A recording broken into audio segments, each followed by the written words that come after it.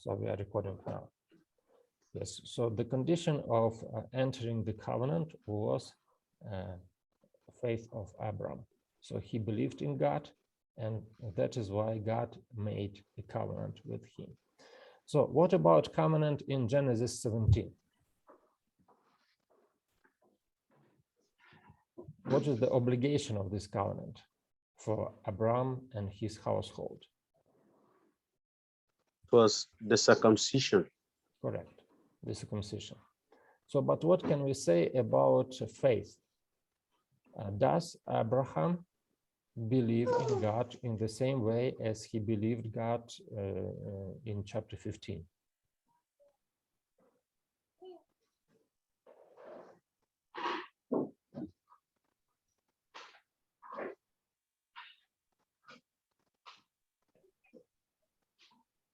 So what can you say about this? Is he portrayed as a person of faith in Genesis 17?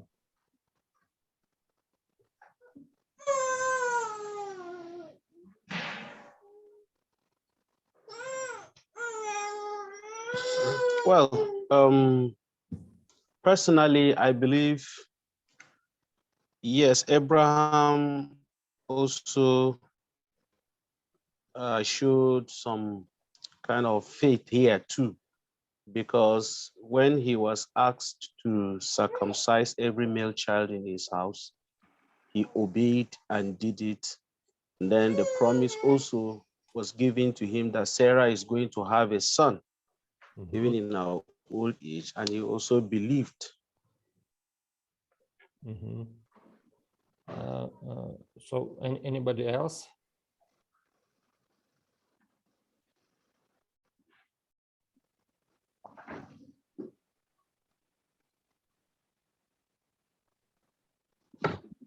Let us read chapter 17 and verse 17 in the book of Genesis. And later on, Abraham fell face down. Then he laughed and said to himself, "Can a child be born to 100-year-old man? Can Sarah, a 90-year-old woman, give birth?" So Abraham said to God, "If only Ishmael were acceptable to you." But God said, "No, your wife Sarah will bear you a son, and you will name him Isaac. I will confirm my covenant with him as a permanent covenant for his future offspring." Okay, so what does this short passage tell us about Abraham in Genesis 17?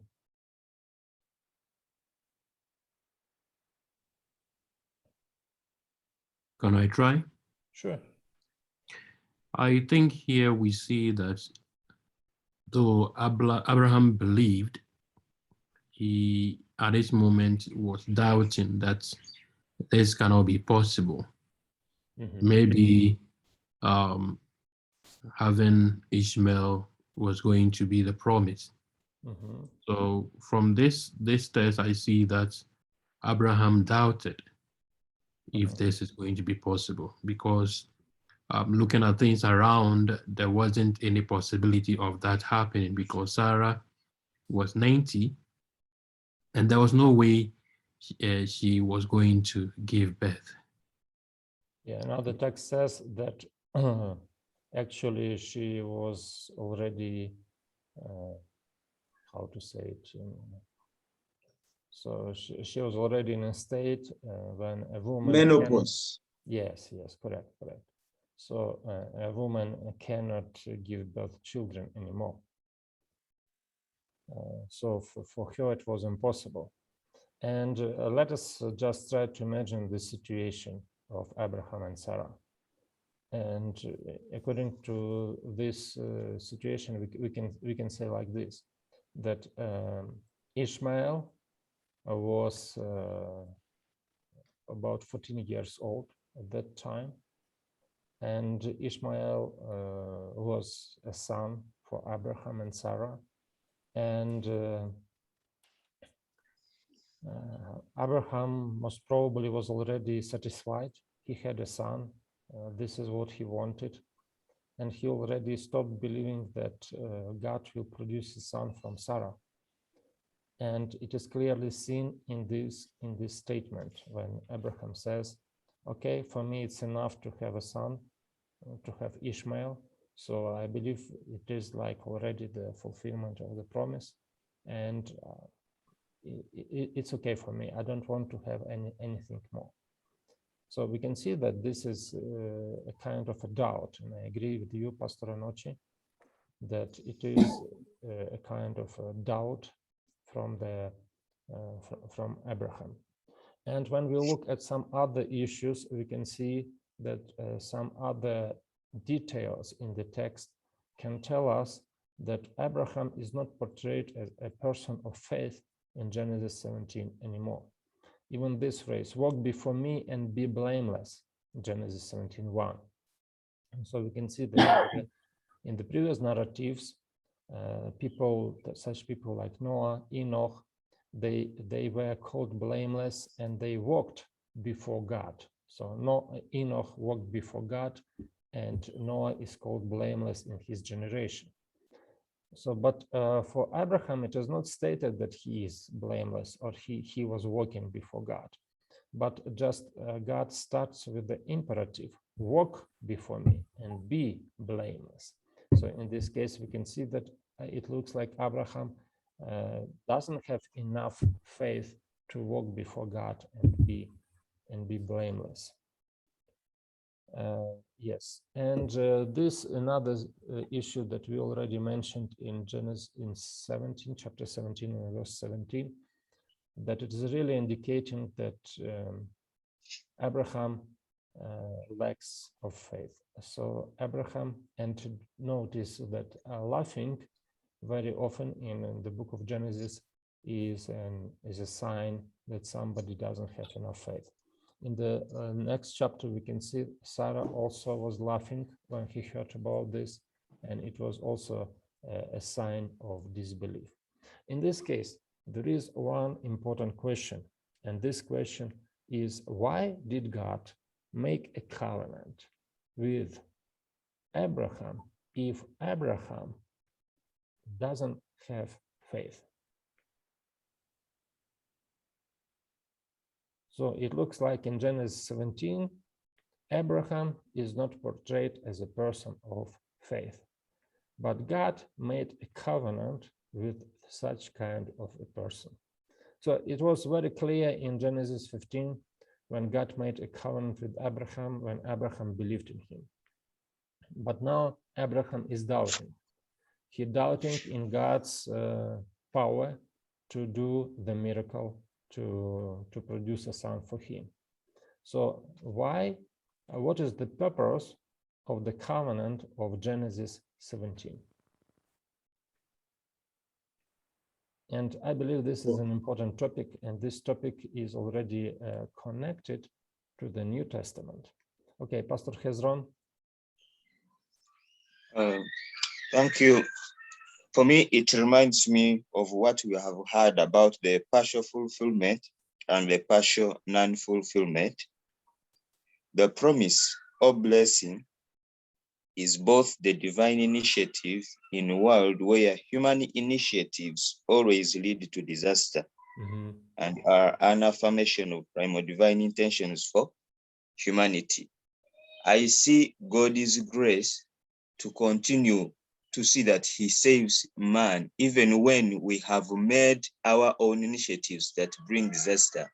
He still shows that he's still willing to take us back to where his intention is of what is right for us. Thank you. Yeah. Thank you very much. It's true that God is a merciful God, and he continues working with the people, even if people are not faithful to him. Yes, Pastor Ntunga, Pastor Daniel Tunga. Yes, sir. This is my little contribution. I believe Revelation 15, Genesis chapter 15 and 16 reveal the human weakness. Because when we look at Abraham's call, he showed faith, actually. Because when God asked him to depart from his household, he obeyed the Lord.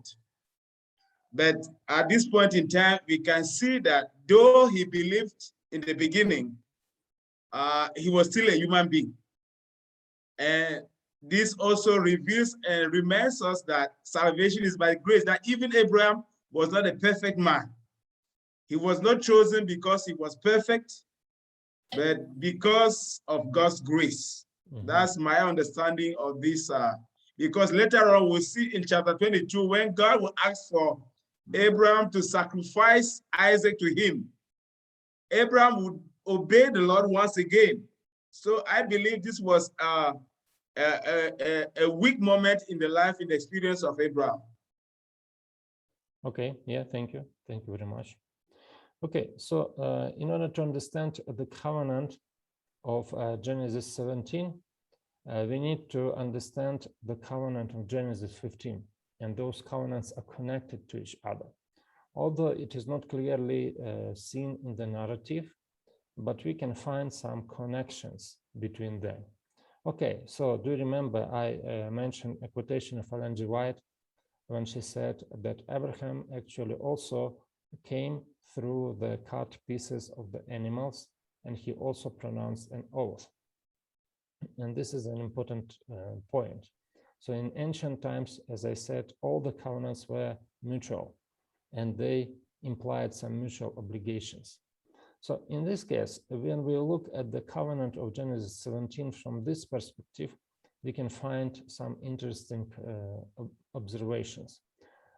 So according to the covenant of Genesis 15, if somebody is not faithful to this covenant, so what should be the punishment of the covenant? And it's clear, and we talked about this according to the ancient Near East tradition. So the punishment of the covenant, well, for the covenant violation was cutting into pieces. So if Abraham is not faithful to the covenant, the punishment for this is to cut Abraham into pieces. And we can see that chapter 16 actually clearly demonstrates that Abraham lacks faith. So he is not believing in God as he did before. And according to the covenant of Genesis 15, actually what Abraham should do, what should be done with Abraham is he should be cut into pieces. And what we have in Genesis 17, I believe, is just the fulfillment of this curse of the covenant. So Abraham is not faithful to God because he doesn't believe him. And God said, okay, let us now fulfill the punishment of this covenant, and you will be cut into pieces. But you are correct, because God is a merciful God. So what God required Abraham to cut is not something vital, something important for life. It's not a head, it's not a hand, it's not a leg. But what he wants Abraham to cut is just to cut his foreskin. And there is one interesting connection between Genesis 17 and Genesis 15, and we can find it in verse 14. Any circumcised male who is not circumcised in the flesh of his foreskin shall be cut off from his people.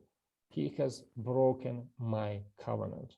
And you must remember that the expression for making a covenant is karat berit. And this cut off, the phrase cut off actually is from the same root karat, but with some prefix. It's a passive form, and it looks like this. So if a person, Abraham and his descendants, do not perform the act of circumcision, in this case, they should be cut off. So in this case, they should be nikrat. They should be cut into pieces because they are not faithful to the covenant. Okay, so is it clear? Yes. Yes, yes, it is. Yes. And this covenant is given because of the weakness shown by Abraham. Abraham must not rely on his own strength to fulfill God's promises. This covenant is the fulfillment of the curse of the previous covenant. And also, as I said, it has some interesting implication for the New Testament studies, because do you remember when Apostle Paul very often speaks against circumcision? And why does he speak against circumcision? Because people of Israel of his time, they put a lot of trust in circumcision. So they believe that circumcision is a counter guarantee for them to be saved. And they require circumcision from everybody. But actually what Paul says, he says that circumcision is not relevant anymore. And most probably he says this because he understands very well the nature of this covenant, the covenant of circumcision. So I just use a metaphor to explain what happened now in Genesis 17. So in Genesis 15, we can see that the covenant was done to Abraham, with Abraham. So God made a covenant with Abraham. But Abraham was not faithful in this covenant. So what God did, he just repeated this covenant. But this reparation, or this that was done, it was not permanent. It was just done temporarily. And the final restoration of the covenant should take place when Abraham again believes in God. So when Abraham doesn't believe in God, the covenant cannot be restored with him. But when we look at the story that is written after that, we can see that Abraham is very often portrayed as a person who doubts, who doesn't completely, fully believes in God. For example, what did happen in chapter 20 of the book of Genesis?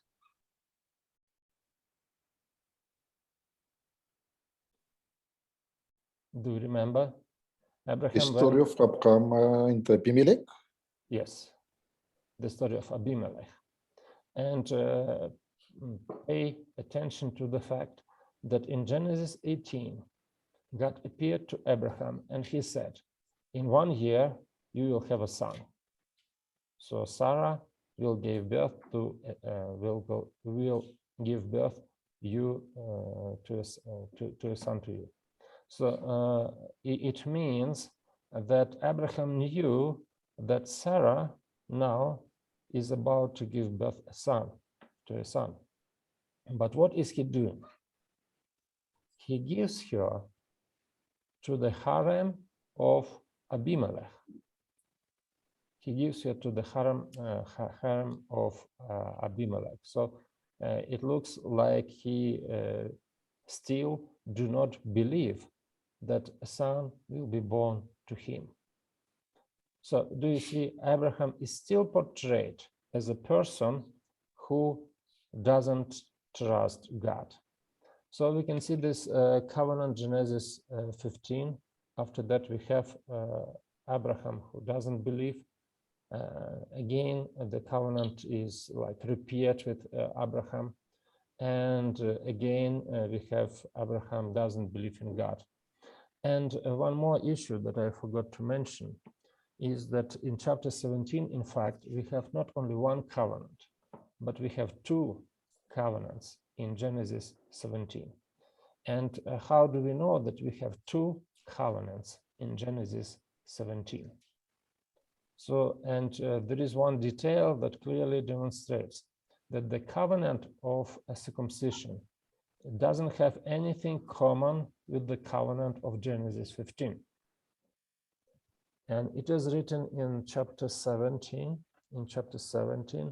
when we when God speaks about Ishmael.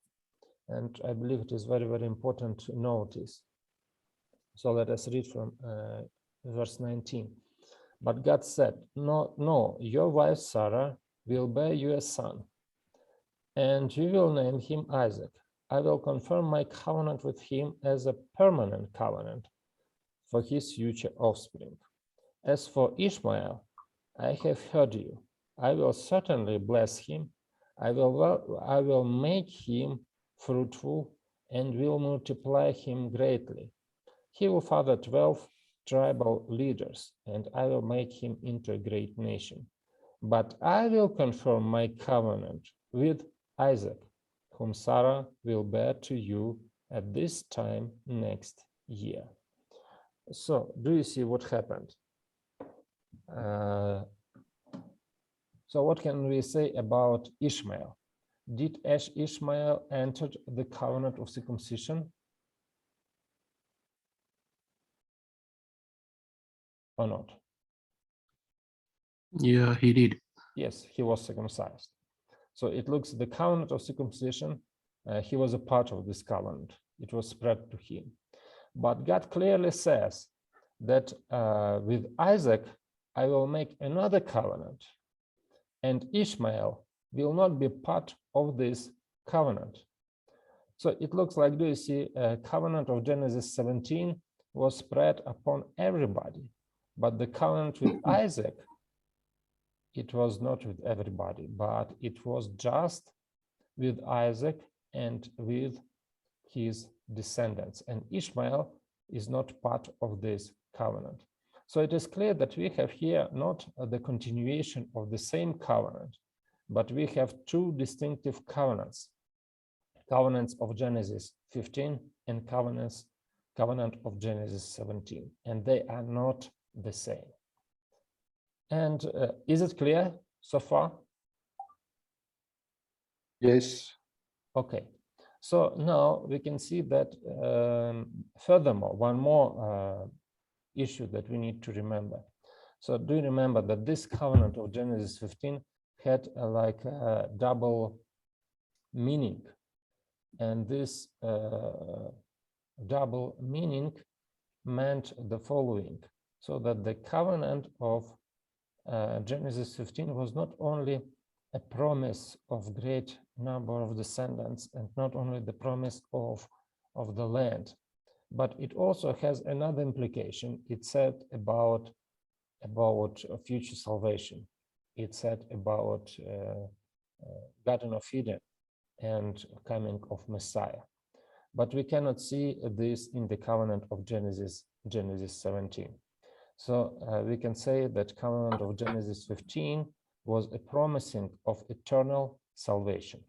And this promise was given on the basis of faith. So Abraham should believe in God. And we can see that Abraham continues doubt to doubt. So he is doubting even in chapter 20 after the birth of Ishmael was announced to him. And it is clear that this covenant of Genesis 15 has not been restored yet. And of course, we understand that the restoration of this covenant of Genesis 15 took place when? When did it take place?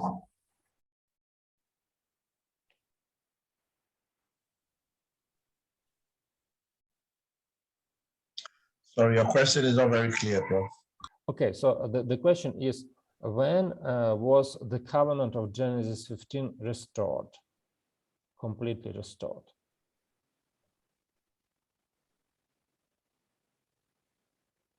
Genesis chapter 22. Yes, correct. In Genesis chapter 22, when Abraham again demonstrated his faith in God. And in order to demonstrate for us that this is the restoration of the covenant of Genesis 15, Moses uses very interesting literal device. So he repeats in the beginning of chapter 22, he almost literally repeats at the beginning of chapter Genesis 15.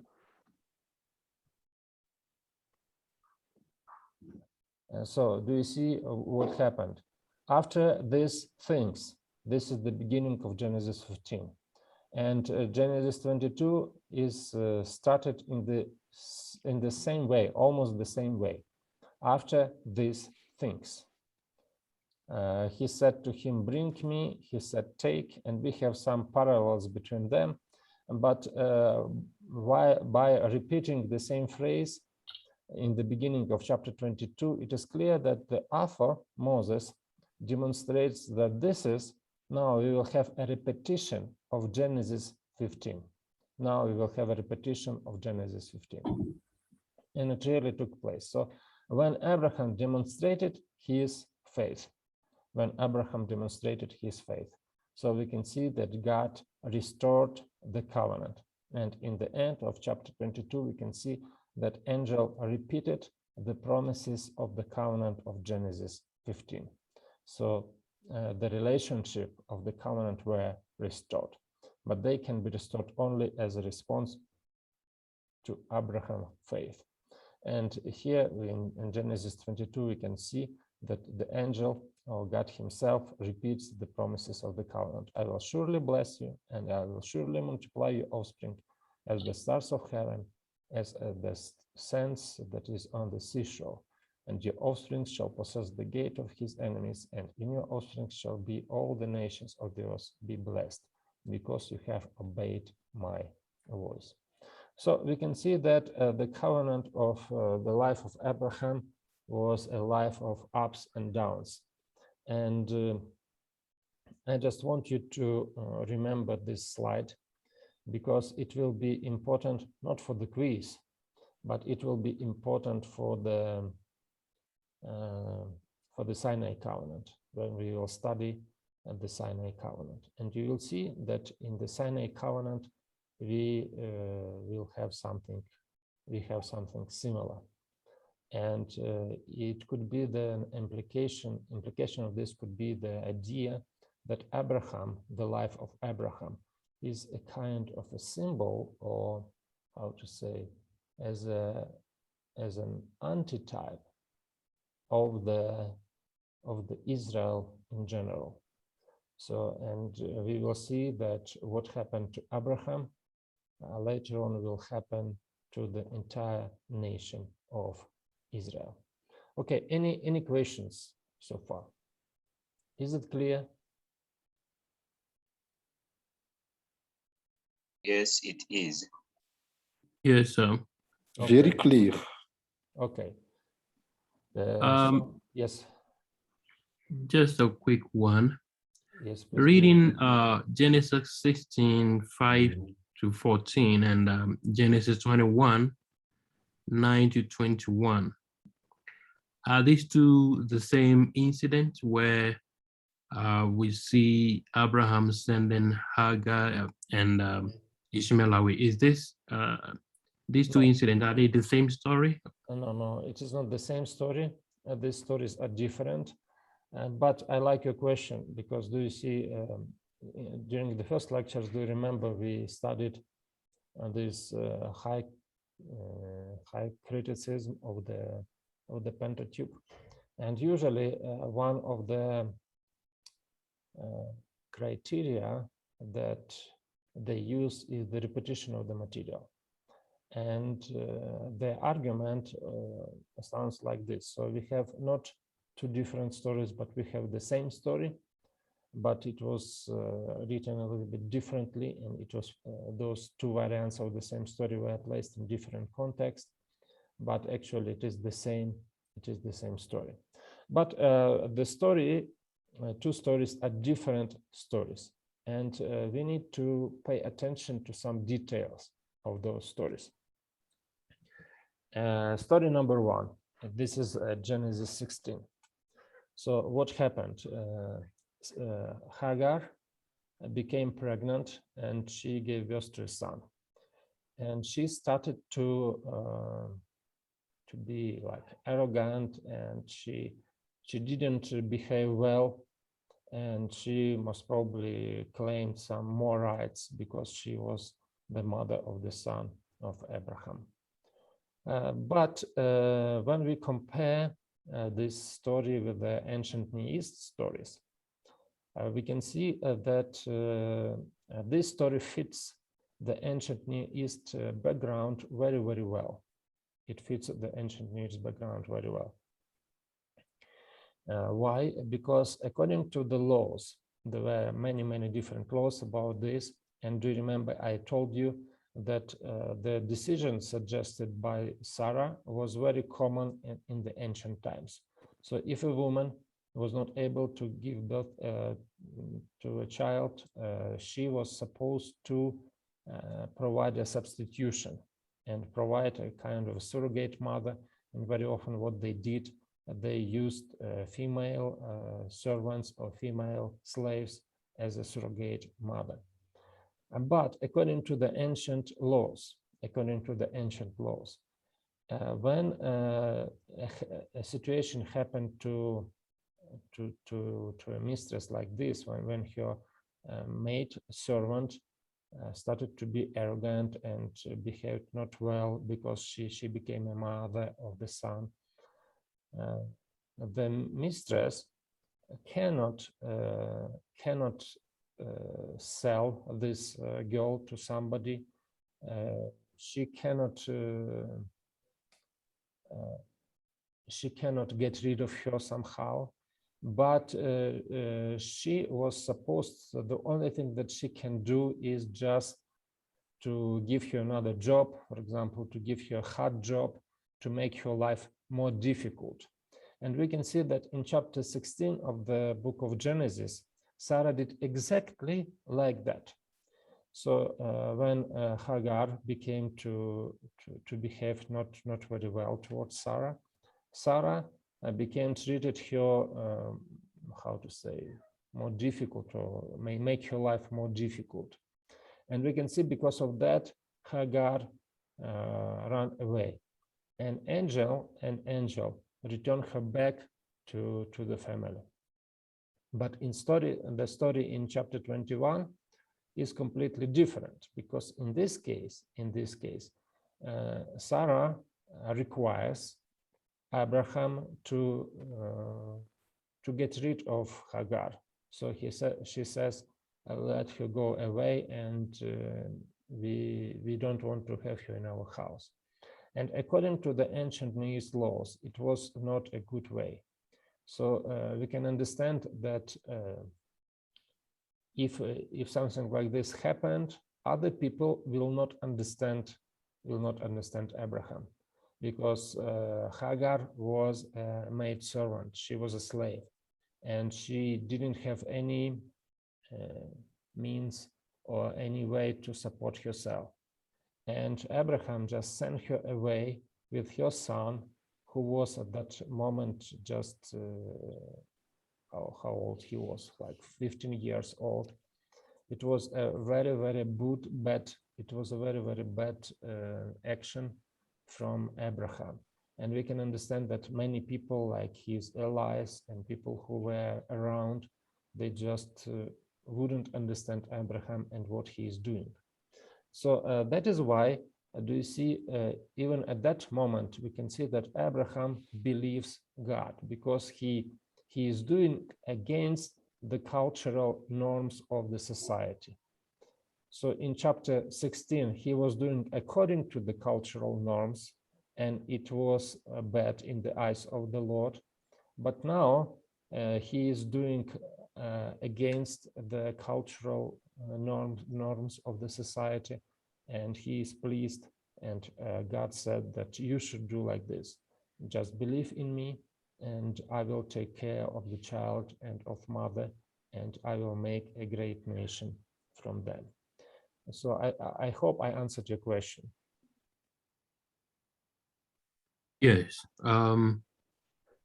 Yes, you did. I was reading an article by Edwin Bessa, and he was actually trying to say the two are the same. Oh yeah. So do you see? That is why in the beginning of our lectures, I started our lectures on Pentateuch with this topic on higher criticism, because you will find a lot of a lot of statements like this when you read an article written by liberal scholars. So they use those arguments, and yeah, it's very normal for theological literature nowadays. So that is why I want you to be prepared for such kind of encounters. So don't be surprised if you find ideas like this.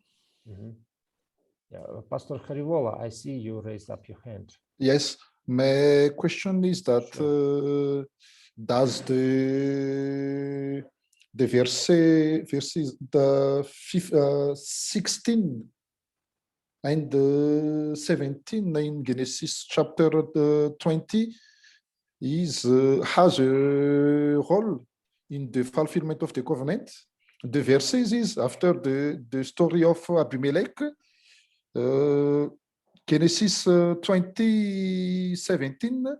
Then Abraham prayed to God.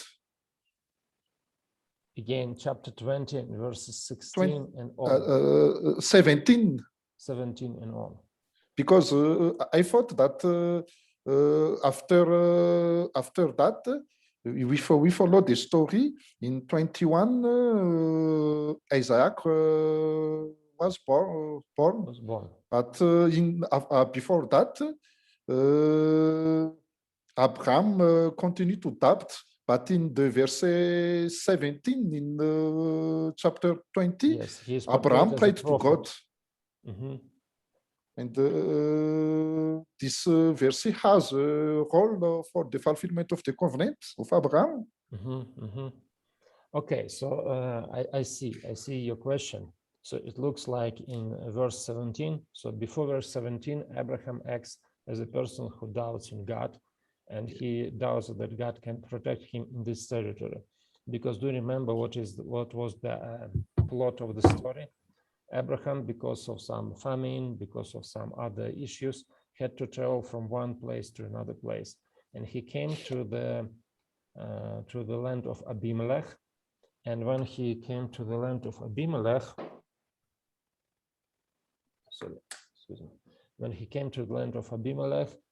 he presented his wife as his sister, because he was afraid that he could be killed because of her beauty. Now, in verse 17, we can see that actually, even before, God said that Abraham is a prophet, and he will pray for Abimelech, and this punishment or this curse that happened to Abimelech and his house will be removed from him and his household. And Abraham prayed to God, and it happened. Yes, what we can say, we see the process of the faith restoration. So I don't think it happened in one moment. I believe that it was a process. And starting from this moment, we can see that Abraham began to realize that God really is doing something in his life, and that God protects him, and he is leading him, and he started to trust him. And later on, we can see, and as I said in chapter 21, when he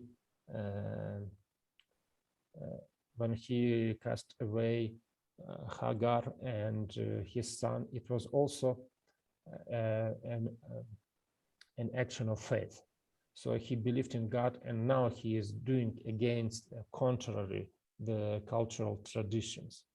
And it's interesting how Moses describes this event, how he expelled his son and Hagar. It's very similar to chapter 22, when Abraham woke up early in the morning, and the same way it is repeated in chapter 22. So it looks like God wants, or Moses wants to emphasize that it was also a kind of an act of faith. So this faith started to be restored, and it was a process. So we cannot say that it just restored in one moment, just instantly. But I believe it was a process, and chapter 20, 21, 22, and in chapter 22, it was like a climax of the entire narrative when we can see that his faith was restored. Okay, did I answer your question? Thank you. Yes, thank you, Prof. Yes, Pastor Daniel Ntunga, I see your hand is raised up, but I don't know, did you forget to put it down or you still have a question? I'm sorry, sir. I forgot to bring it down. Okay, thank you very much. And Pastor Isaac Owusu Dankwa, please go ahead. You also raised up your hand. Yes, Prof, I have 3 questions. Yes, please. The first one has to do with, if you could explain a little bit the meaning of chapter 21, verse 9. There's a word there in the King James Version. And Sarah saw the son of Hagar, the Egyptian, who she had born unto Abraham, mocking. Mm-hmm. That word there, what does it mean? What is the meaning of this mocking? That's the first one. Now, the second one, which I am surprised about, it's also in the same chapter, from verse 10 to verse 13, where Sarah suggests to Abraham to send the bondwoman and her son away.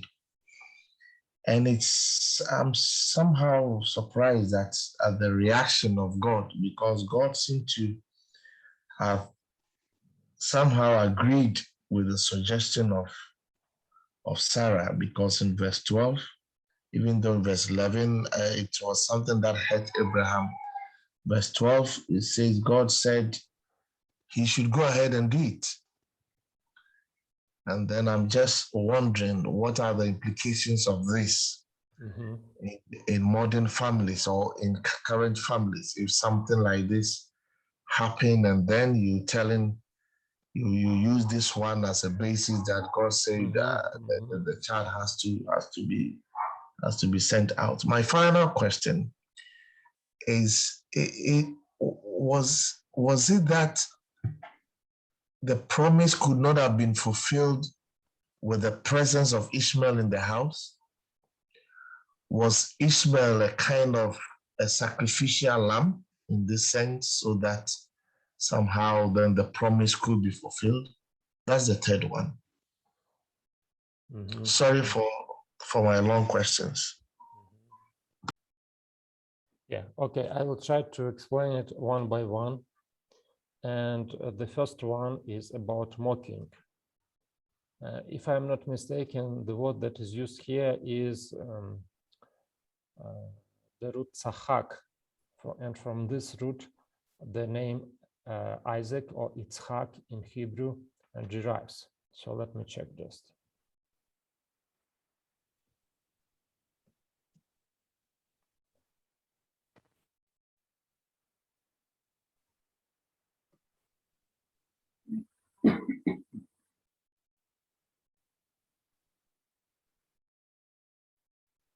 Verse 9 or verse 10?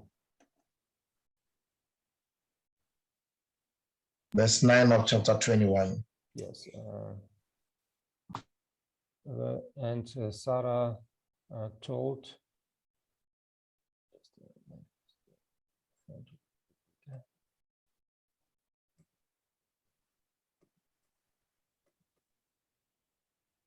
And Sarah told the son of Hagar, the Egyptian, which she gave birth to Abraham. Metzachek. So Metzachek, it's from the same root tzachak, and root tzachak means to laugh or to mock her. And actually, we can see that this idea of the meaning of the name, the meaning of the name of Yitzhak is connected very much, and it is repeated many, many times. First, we can see Abraham himself was laughing After that, we can see Sarah was laughing, and now we can see that Ishmael was laughing at Isaac. And that is why we have the name Isaac, and because it is connected to love, and it is connected to some kind of disbelief as well. So this is the meaning of this word. So he was laughing at him. Of course, the Bible doesn't explain what kind of laughing and what it was, but it is clear that he somehow maybe humiliated him and offended him somehow. And you remember that Isaac was very young, so he most probably was like a baby, and Ishmael was a teenager at that time.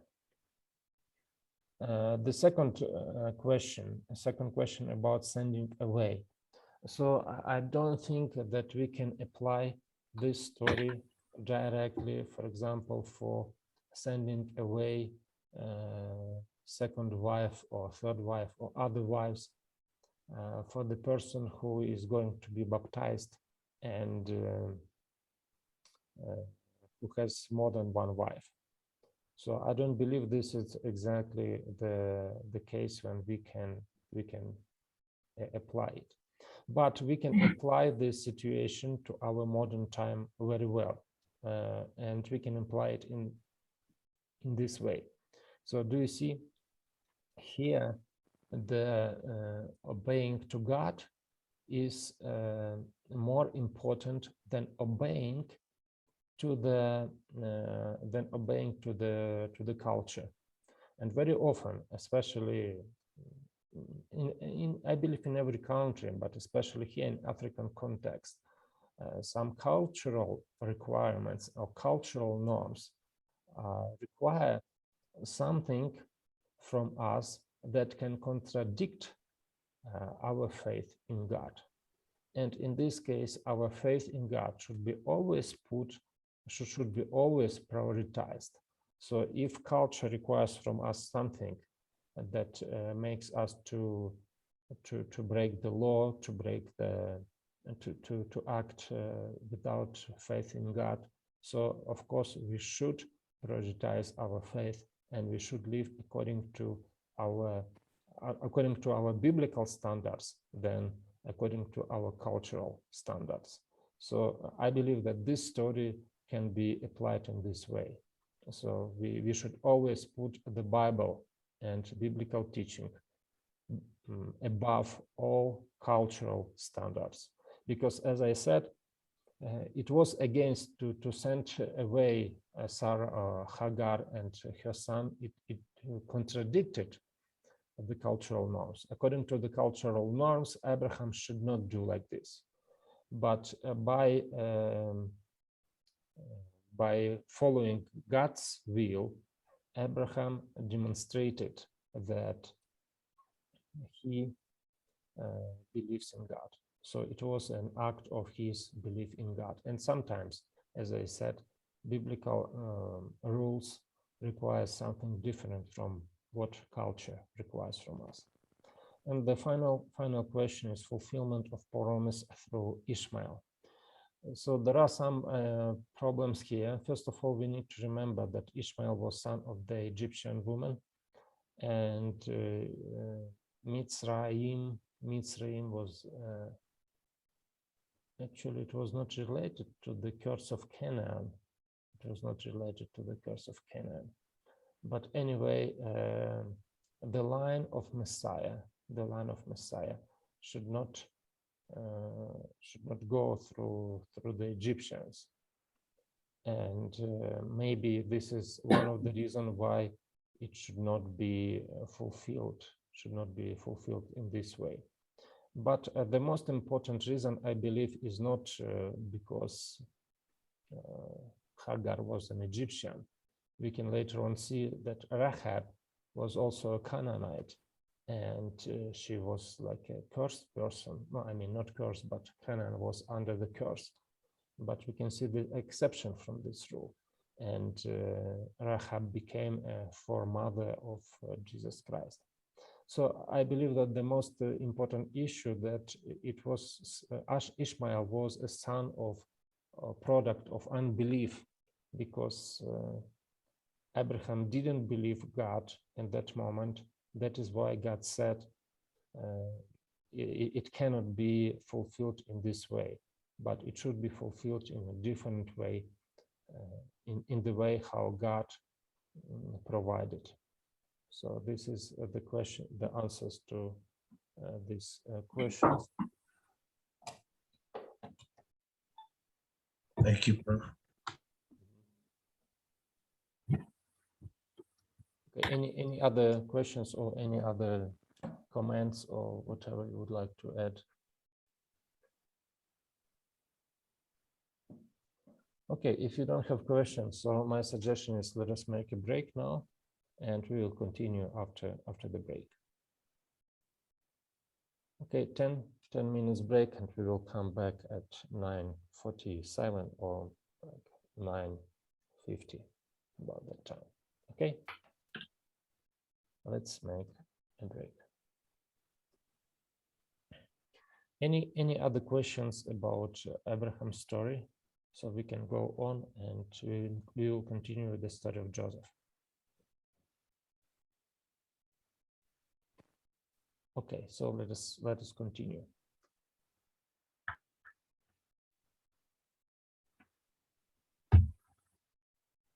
And when we speak about the story of Jacob, and actually this is also a very interesting story. And the story of Jacob is mostly a story about the blessing. And we will see that blessing and the birthright is very much related in these stories. Okay, so sometimes scholars say that the structure of the story of Jacob can be presented as a chiasm, and in the center of the chiasm that God remembered Rachel, and she gave birth to a son, Joseph. So it is very interesting that in the center of the chiasm, exactly this statement or this story when Rachel gave birth to her son. But honestly, I am not very much inclined to those structures like chiasm or some others. But the most important issue is what does this structure tell us, and what kind of theological idea this structure emphasizes. And we will come back to this idea of Rachel, that she gave birth to son, Joseph, a little bit later. But just let us remember that the structure is a chiasm, and in the middle of this chiasm, we can see this idea of Rachel, that she gave birth to a son. Another way how the structure can be presented of the story of Joseph is like a parallelism, and this parallelism is also based on two stages in the life of Jacob. The first one, the first panel is Jacob in the land, and he returns to the land. And we can see that the second panel also Jacob in the land, and Jacob returns to the land. So we can also see that the content of the Jacob story could be also organized like this. And we can find many parallels here, like Jacob in the land and Jacob also in the land. So he came back after being at Laban's household. After that, we have Bethel experience and again Bethel experience. Jacob leaves the land, and again Jacob leaves the land. One in the first panel he is going to Laban, in the second panel he is going to Egypt, and Jacob returns to the land, and we can see that in the end of the story he is already dead, but he was returned by his sons back to Canaan. Yes, please. Any comment?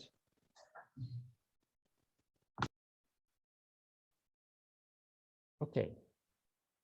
And now let's go to the very beginning of the story of Jacob and Esau. And we can see that actually, I believe that people in Africa can understand it very well because as far as I know, you have a lot of similar traditions when a son or a daughter, a child is called according to some circumstances of the birth. And we can see that this is exactly what happened in the story of Esau, not only in story of Esau and Jacob, but in the case of every patriarch, because at that time there was no given names. There were no given names, and people made up names according to some circumstances of birth. There are many examples of this in the Bible. So when Jacob and Esau were born, they were called according to some of the characteristics of their characteristics. So Esau came out red, and red in Hebrew is admoni. It is related to the word for the earth, Adam and Adama. Adama is earth, and it looks like in the understanding the earth is red. So that is why the red color is also coming from the same root, Adam, Adama. So Esau came out red, and his body was like a hairy cloak. And here in Hebrew is Seir. So that is why he is called Seir sometimes, and his name was Esau. So it is related to these issues. And also there is a word play when he is asking for a red stew. He is saying, "Give me something min ha-Adam, from the red," and that is why his second name is called Edom. So we can see that the names of these characters are related to the circumstances of their birth. And the same is true about Jacob, because he was given the name Yaakov in Hebrew. And actually, it can be an allusion to two different words. Akav in Hebrew is to follow a fit, to cheat. So this is the root, and it is related to akav, the fit, and akav to fit. So it is related to these two verbs. So that is why he was given the name Yaakov, which is related to cheating, and it is related to a heel.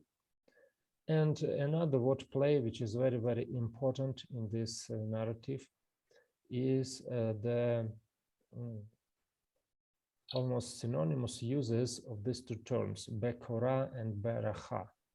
Beracha in Hebrew is blessing, and Bekorah is the birthright.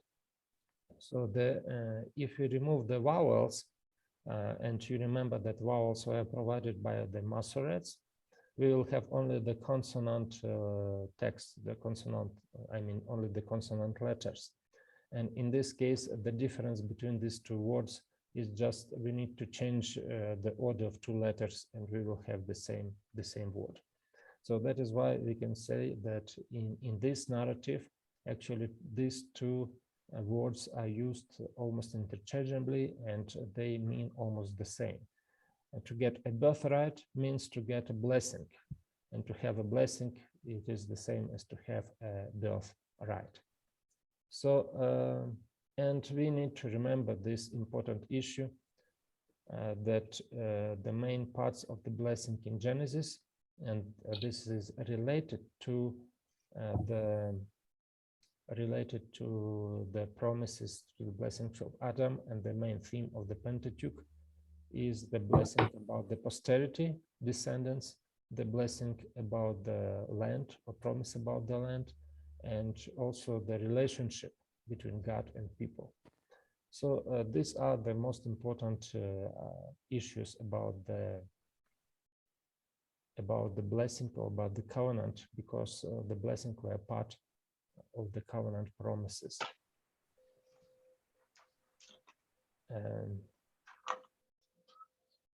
And what we have about the blessings after sin, we already mentioned about this.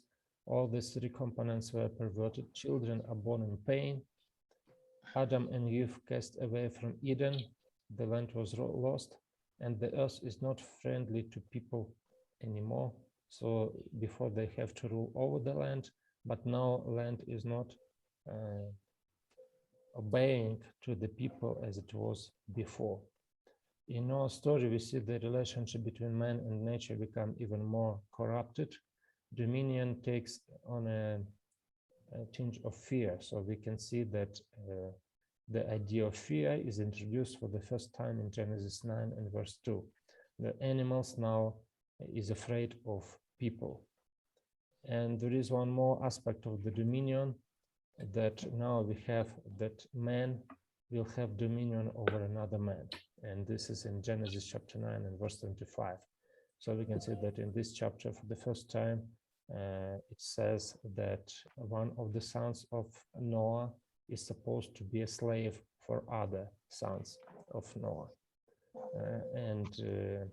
This is the idea of a dominion of people over people that was not found before. And all these ideas are important for the Jacob story because they were intertwined in the Jacob story. And also what we shall remember, that one of the most important questions in the book of Genesis is who will inherit the blessing of the covenant. And the main importance of the blessing of the covenant is to restore the broken relationship between God and humanity.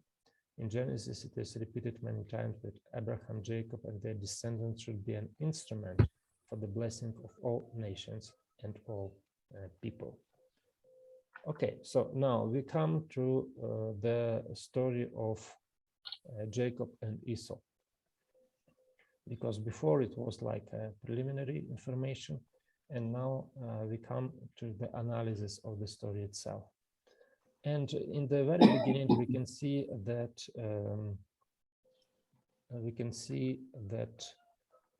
there are some hints that demonstrate that Esau is described negatively and Jacob is described positively. For example, Esau is described as a hunter, and in Hebrew it is Said. And the same word is used to describe Nimrod. And Nimrod definitely has some negative connotations when he is mentioned. So by this connecting Esau to Nimrod, the author definitely tells us that Esau is supposed to be like a negative character of the story. And Jacob, on the contrary, is described as a humble person. And the word that is described him like this is Tam. And it is also the same as Tamim, and Tamim is like a complete. So Noah and Job are described in the same manner. So they were like perfect, or they were, how the Bible says, I forgot. They were, anyway, so they were like perfect in the eyes of the Lord. So that is blameless. Why yes, blameless. Thank you very much, Pastor. Blameless. So that is why we can see from the very beginning that Jacob is portrayed more positively than Esau. And now, yes, I said that the words blessing and the birthright are used almost as synonymous, and we can see it even in here. Esau said, "Is he not rightly named Jacob, Yaakov? For he has cheated. Vayakavani cheated me these two times." So if we compare the letters, we can see that the letters are the same. The root is the same. He took away my birthright, Bekorati, and behold, now he has taken away my blessing, Birkati. So also the same, or almost the same letters are used. Then he said, "Have you not reserved a blessing for me?" So this is what I said, that the blessing and the birthright are used almost like synonymous. Now we come to the story when Esau sold his birthright for a lentil stew, And usually when I discuss this story with the student, I ask them a question, and I would like to ask you the same question. So I can understand that Esau is portrayed as a person who doesn't value the spiritual things, who doesn't value some spiritual blessings. But he was born first, and he had a birthright. And what does the birthright mean at that time?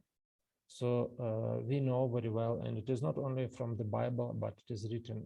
It was the same tradition known across all cultures of ancient Near East, that the person who was born first was supposed to get a double portion of the inheritance of his father. So usually what happened, the daughters didn't inherit at all. So especially the land or the property, the daughters just were given a dowry when they were married, and they became a part of another family. But the sons were supposed to inherit all the property of the father. And in case of Jacob in Esau, what would happen? All the property of Isaac should be divided on 3 parts. And the firstborn was supposed to inherit double portion of the property. And the same proportion was used for if there were more children in the family. For example, if there are 3 children in the family, so all the property is divided on 4 parts. And the firstborn is inherited double portion of the property of the father. And the question that I usually ask people or students is, why did Esau so easily sell his birthright if he knew, and of course he knew, that the birthright gives him right for a double portion of father's property? So why do you think he so easily sell his birthright, or sold his birthright? Is the question clear? Yes. Well, my thinking is based on what you have said here. That double portion had to do with the property. Mm-hmm. But then there is another aspect of the firstborn having the spiritual attributes. I think Esau sold the birthright so easily because he was so much materialistic. He sells it with the soup, the stew, because he needed to eat. He didn't consider the larger part of this double portion, that it was spiritual, that he was supposed to be the priest of the family when Isaac is gone. I think he considered the materialistic part of it. Yeah, I agree with you. But do you see, if he was so materialistic, he shouldn't sell his birthright so easily just for the lentil stew, because he understood that this is a double portion of the inheritance. But I agree with you that he could just despise all the spiritual blessing, like being a priest in the family and being the one who will inherit the blessings of the covenant. He could despise them easily. But do you see the double portion of the inheritance? Just imagine that your father is a millionaire, and he has like 3 million of property, and he has 2 sons, and one son is supposed to inherit 2 million, and one son only 1 million. So why would you so easily give away 1/3 of the inheritance? Yes, Pastor Isaac Owusu Dankwa, please go ahead. Thank you, Prof. I want to assume that the story of the birth of Jacob and Esau somehow had been told to the children. I don't think it was a secret. And once they've been told, Esau somehow knew that no matter what happens, or he accepted his fate, let me put it that way, that everything was going to, in terms of the birthright and who will be the priest, actually belong to Jacob, his junior brother. And in that sense, when he said, of what use is the birthright to me, for me, he just seemed to emphasize that point when he already knew that this is what was going to happen. And because he knew that the double portion of the inheritance would not be his, but at least a portion would be his, he somehow resolved in his mind that he is content with that one.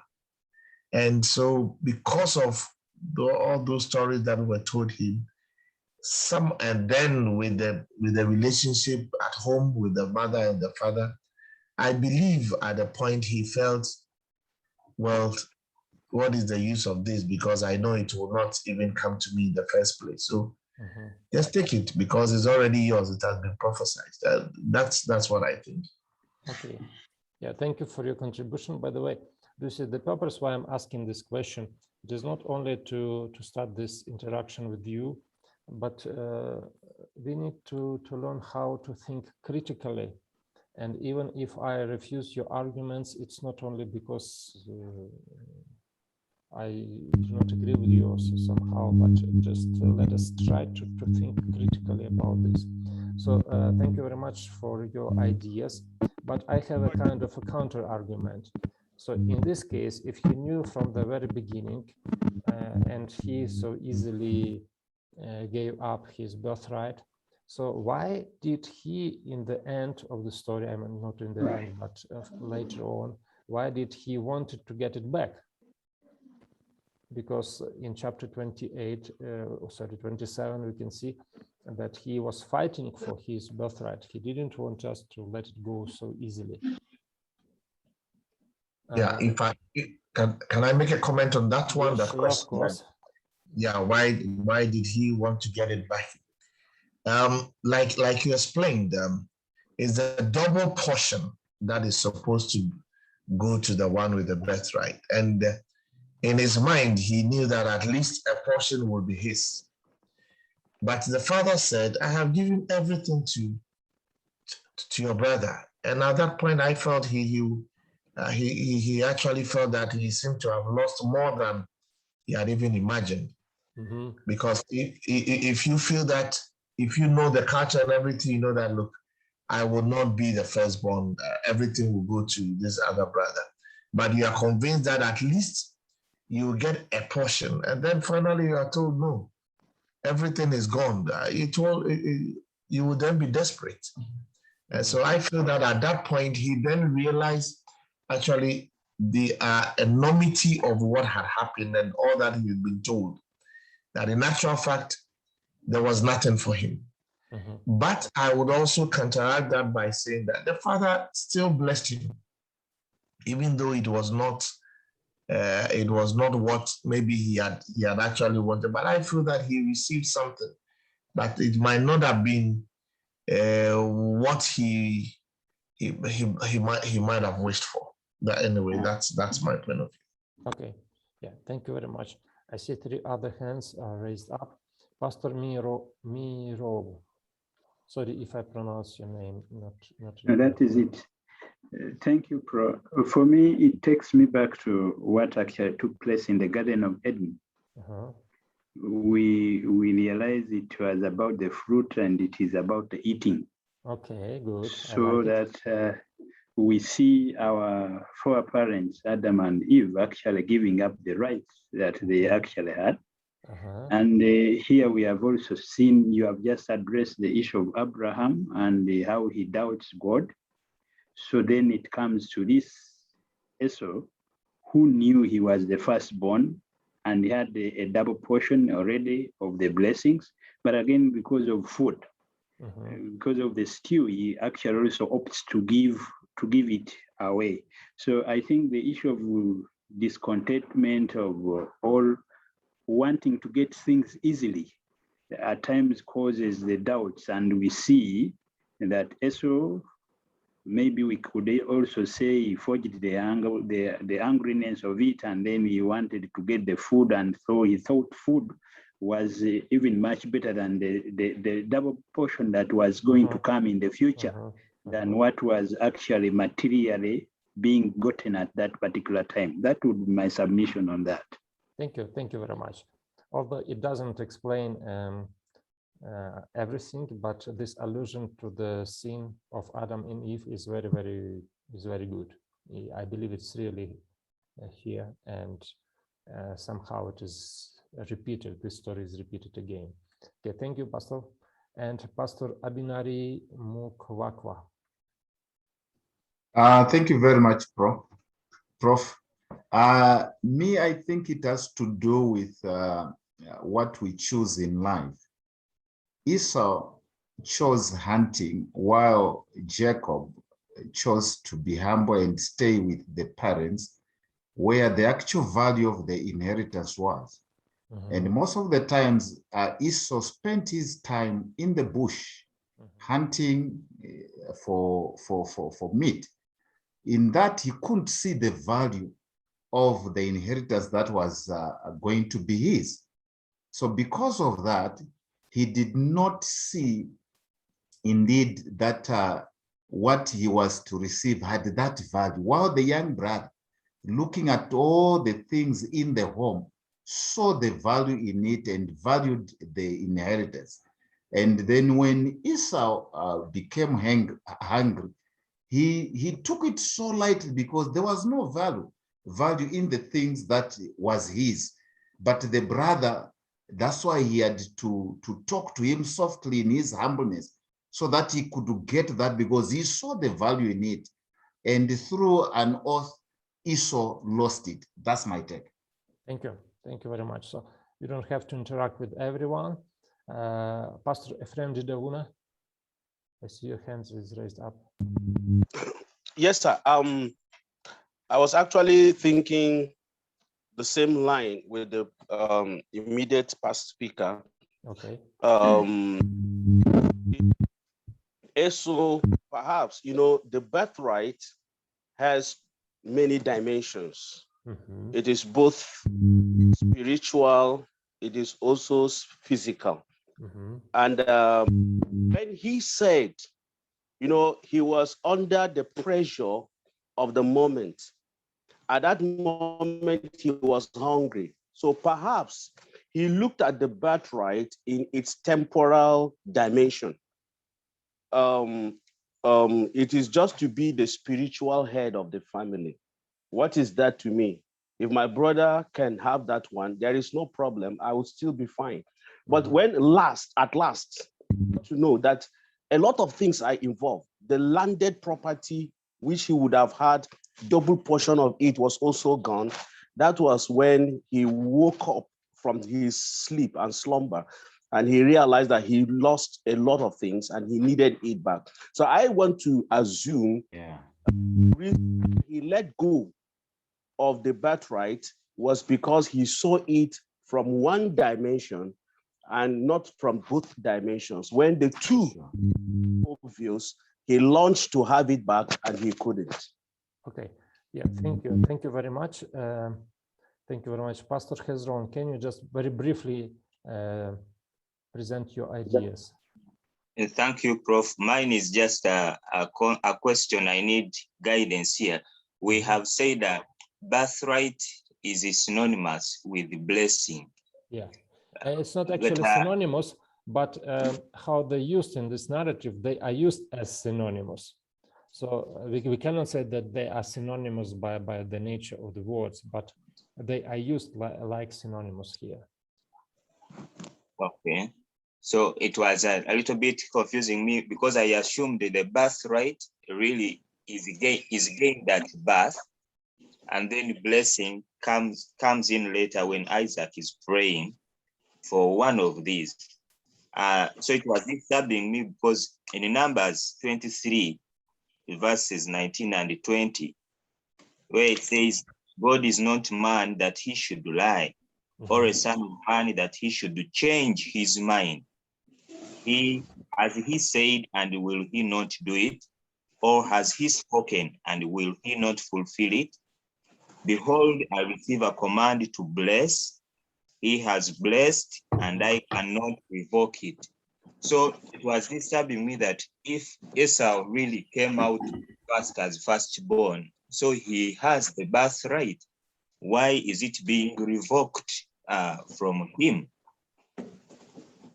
Okay, so do you see this is a very common situation in the book of Genesis, when yes, there is like a rule that the one who is born first should inherit the birthright. But in fact, it doesn't happen like this all the time, and we can see there are many exceptions from this rule, and the story of Jacob and Esau is one of them.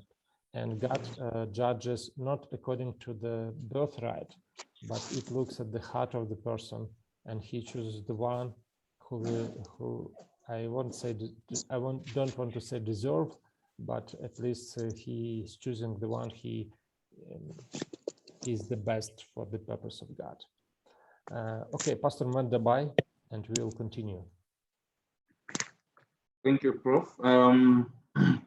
For me, I'm trying to look at it from this perspective, based on the story of Esau and Jacob. The time that Esau asked for the stew, Jacob made some statement, or maybe he wanted some to come out of Esau. Excuse me, somebody is speaking.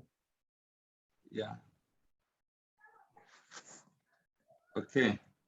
So what I'm getting from here is that after Esau had made his submission or request, Jacob asked him to make sure that he makes an oath. It is from that perspective that I want to drive in the issue of the covenant. I think Esau didn't undermine the value of covenant making. We just coming from scenarios where God was making an oath with the people, making these covenants and so on. And at some point, even as we saw, God would be angry because Abraham fails to fulfill the covenant. And then now at this point, Esau gets into a covenant thinking maybe, he doesn't have so much value. He doesn't really value these covenants that he's coming up with. So he just says, for the sake of eating, he makes up a covenant. He swears before his younger brother to say, I'll sell you my portion, my birthright. And so from this perspective, I see that the issue of an oath, because it's rightly put there on verse 33, so, when Jacob said, swear to me, so he swore an oath to him, selling his birthright to Jacob. So that this is where I'm trying to come in to say, I think Esau undermined the value of covenant making, swearing an oath, because we're just coming from this background of, how God treats these oaths, or, when they get into a covenant, He treats them very, very seriously. So it's from that perspective that he didn't really, probably in my point of view, he didn't really value the issue of oath making. And that's why he just sold it easily, thinking, I'm already the firstborn, it doesn't change anything. It may never change anything. So at the time that reality dawns, he realizes the young brother goes away with a blessing, and he becomes very angry because he undermined the value of covenant making, or maybe the odds that he had engaged himself in. And probably for me, that's where I'm basing my argument, undermining the value and the power of an oath or maybe a covenant. Thank you. Thank you very much for your contributions. And I can agree with you that, in fact, and this is written in the text, Esau despised his birthright. So he didn't value the birthright. I agree with this. But on the other hand, it doesn't explain all the details. And I just would like to suggest to you another explanation.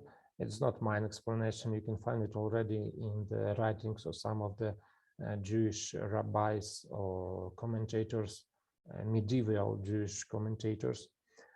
Just let us assume, and this is also true, and we will find it very often in the biblical narrative, that the events are not always described in the chronological order. So sometimes, and it happens, as I said, very often, the chronological order could be, for some reasons, changed.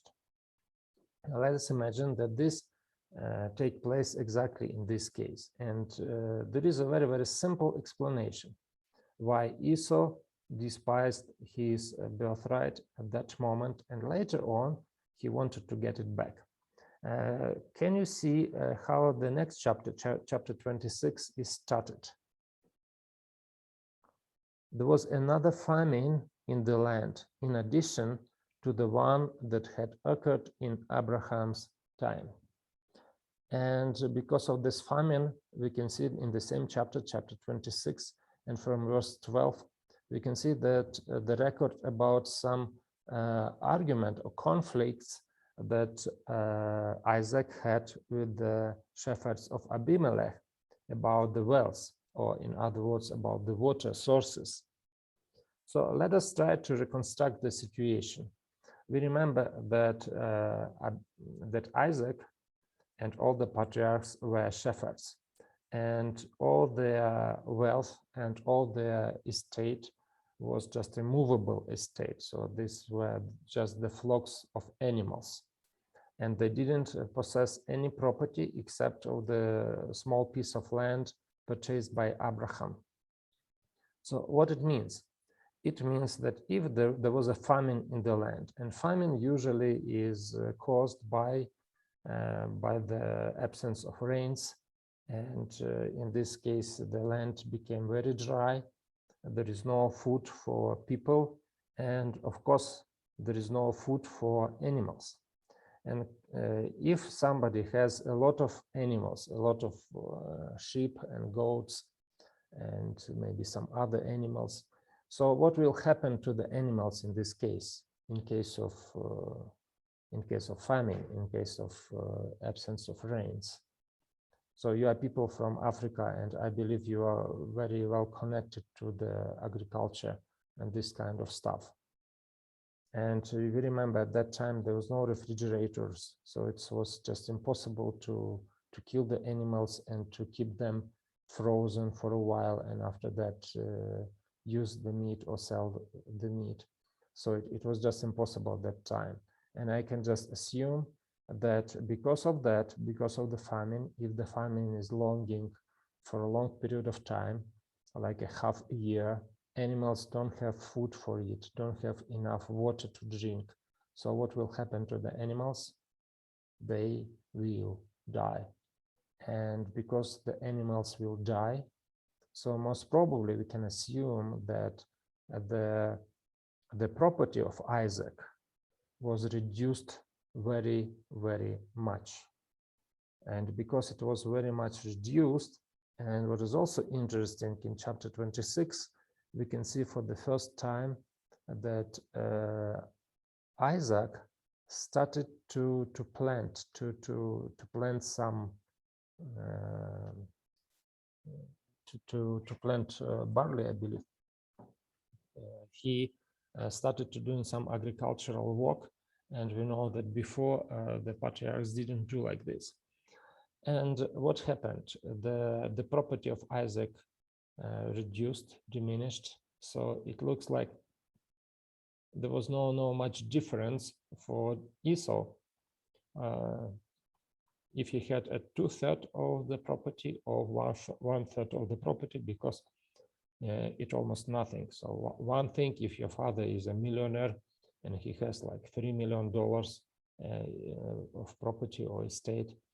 But another thing, if you're just a poor man and you don't have much property, so in this case, the 2/3 or 1/3 of the property of the father was not so important. So most probably what happened at this moment, there was a famine. And one more detail indicates that there was a famine in the story of Esau, how he sold his birthright. So do you remember Esau was a very good hunter, and he was hunting, and he came back with the empty hands. So he was not able to find anything, to hunt anything. So it is another proof that it happened just in the time of famine. So what happened with the wild animals? Evidently, Esau was hunting the wild animals, and the wild animals, because of the lack of water in this region, they're migrating to another place where they can find water. So it looks like Esau was hunting the whole day or several days, and because the wild animals left this place, he was not able to hunt, to bring anything back home. And in this case, when he came back, and you are right when you said that he was materialistic in sense that he didn't think very much about the consequences maybe. So he just preferred to have a lentil stew instead of his birthright. And he easily gave up his birthright. But we can see in chapter 26, when Isaac started to sow seeds and to plant barley, we can see that God blessed him, and he had a harvest like, let me read this verse.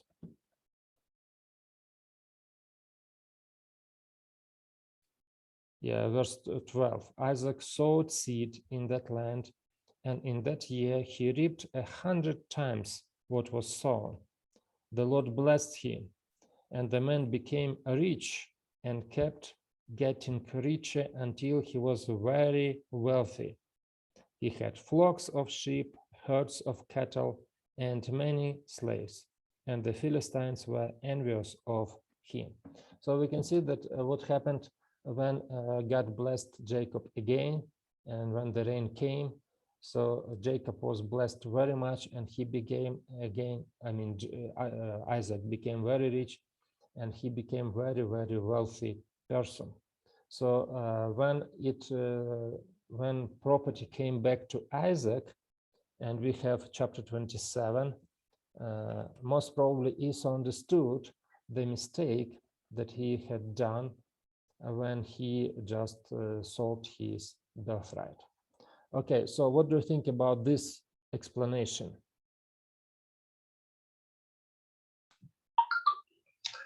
Well, this fits. It fits in the story if it's because to the extent that he would go hunting and not get anything, and then feel so much hunger that he could sell his birthright. Then this story actually fits in that there was a famine, and because of all those things, it led to that particular situation. If you put it together, it's a very good explanation as to why he did what he did, even though there is still no excuse for him for what he did.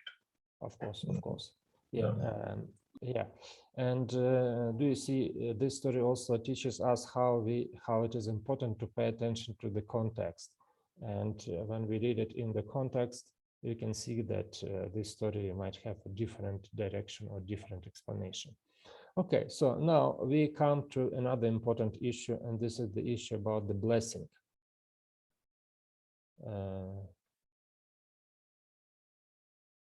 Okay, and issue about the stolen blessing.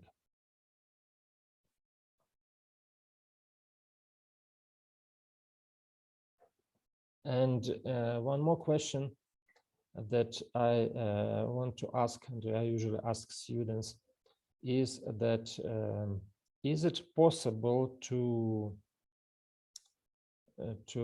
have a blessing by cheating? is it possible by deception to get a blessing from God? And what do you think about the plan of Rebecca and Jacob when they decided to, when Rebecca suggested to pretend, Jacob to pretend to be Esau, and took this blessing by this kind of cheating? And I personally believe that it is just impossible, because finally or ultimately the blessing is coming from God. It is not coming from the parents.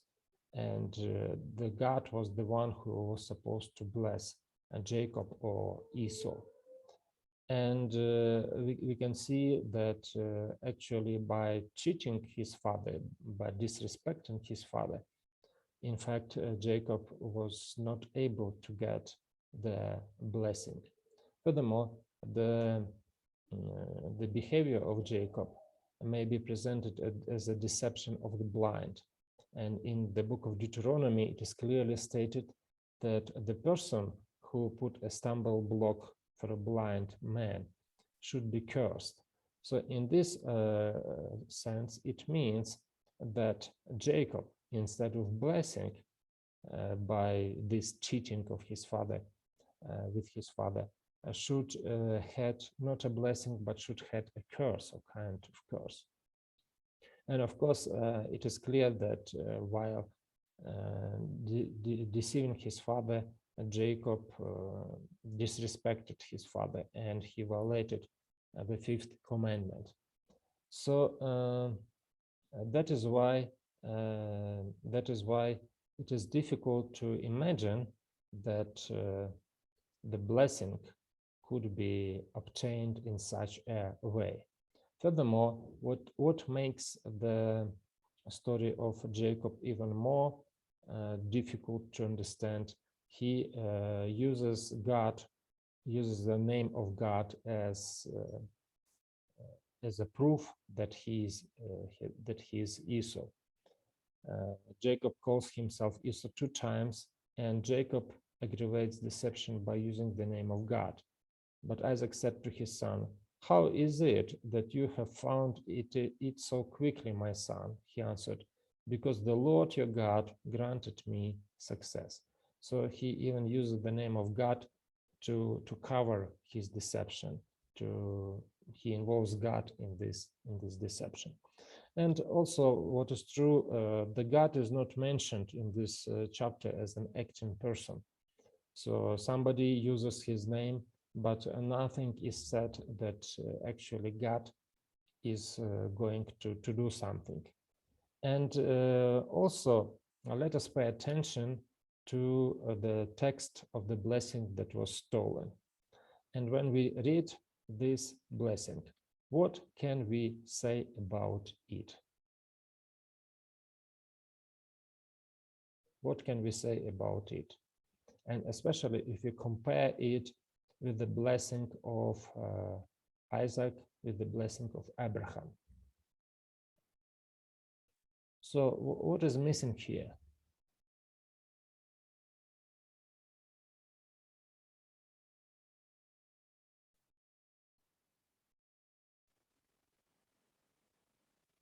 Can I try? Yes, please, go ahead. From this, I see, "And nations will bow down to you." Mm-hmm.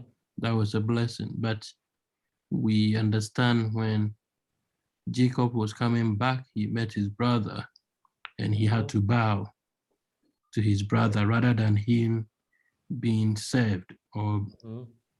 And again, when he went to Laban, over there he was a servant, or better still, he went there as a slave. Mm-hmm. So it was like the blessing in itself did not come to Jacob himself, but maybe his descendants.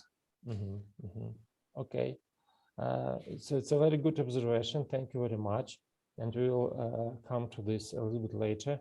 But just look at the text and let us compare this blessing with the blessing of Abraham. What is missing here? Can I try, Prof? Yes, please. I see as if it does not talk about the land. Okay, good. And what is also missing here? Yes, it's a very good observation. There is no promise of the land here, and there is no promise of the posterity. Posterity. Okay, and you see, we already noticed that it was the main components of the blessing, which is coming from Adam and goes through all the generations of the patriarchs. So the same promise was repeated to Noah, the same promise was repeated to Abraham, the same promise was repeated to Isaac, and now we can see that in this blessing, nothing is said about the posterity, about the land, but it is just a promise of well-being, of prosperity, not posterity, but prosperity, but not about what was patriarchs were supposed to get. And what conclusion can we make about this? Maybe this blessing was not for Jacob, it was just for Esau. And the blessing that Jacob was supposed to get should have these important promises, promise of posterity and promise of the land. So it looks like he stole Esau's blessing, but this blessing was not the one that was destined or he was supposed to get.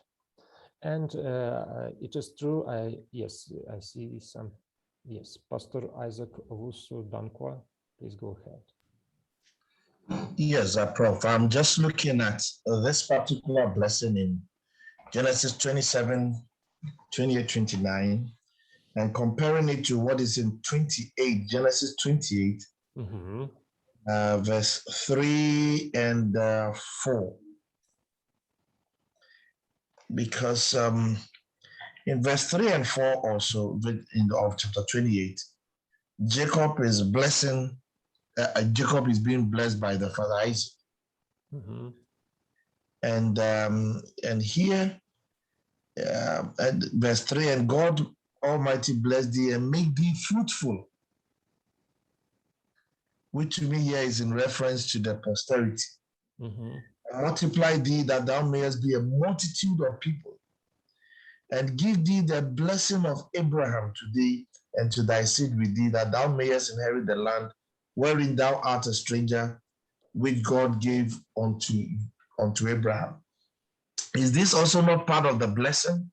Because it appears to me that this first part, which is in 27 verse 28, 29, is basically focusing on one aspect of the blessing, and the one in chapter 28 talks about the two other aspects of the blessing. I don't know what's yeah, it's a very good question. Thank you for this question. And I just look at it from a different perspective, that this was the blessing that was supposed to be spoken to Esau. And the blessing in chapter 28 is the blessing that was supposed to be given to Jacob. So these two kinds of blessings. And it's also very interesting. Do you remember when Jacob stole this blessing and Esau asked father, do you have another blessing for me? He said, I don't have. So this one, the one that was for you.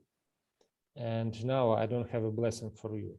So it looks like this blessing was exactly for Esau. And in this blessing, we don't have any mentioning of the posterity or the land, but just a blessing of prosperity. So everything will be okay with you. And what we can also say here, that in fact, this blessing was never fulfilled in the life of Jacob.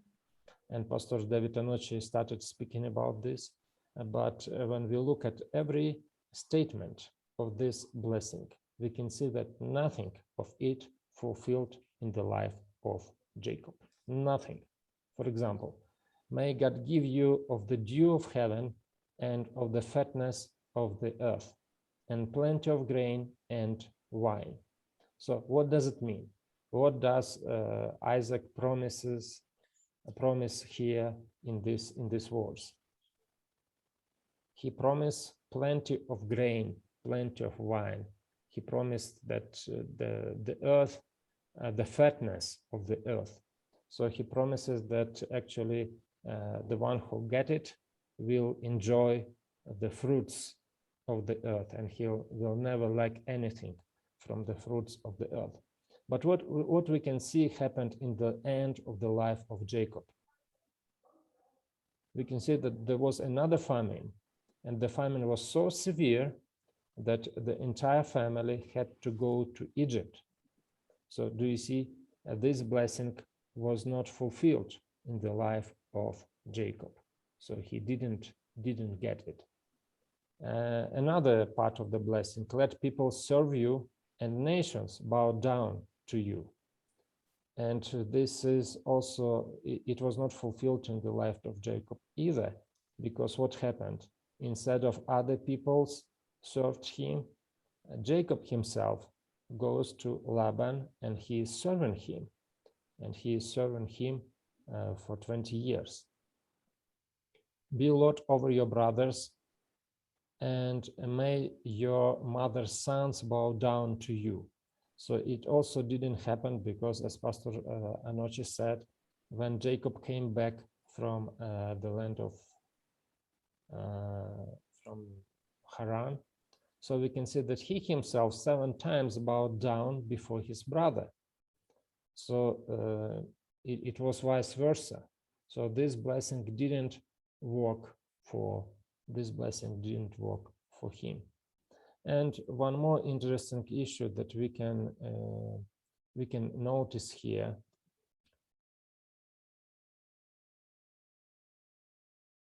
I see some comments on chat. Thank you for that, for the comments. And one more notice that we can also mention here is about how long Jacob served for Laban. As I said, he served for Laban 20 years. And he himself explained this 20 years as he was serving 7 years for one wife, 7 years for another wife, and 6 years for the livestock, for the animals that he got there. But when we read the story about Jacob and Laban, we can see one interesting detail here. And this detail is when Jacob left Laban,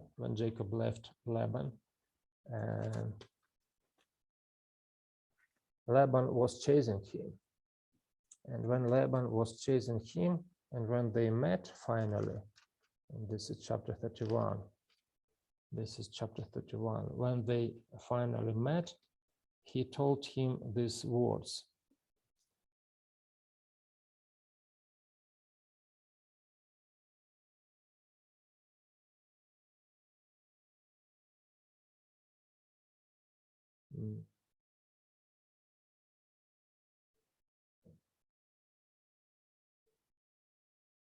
Let me find it.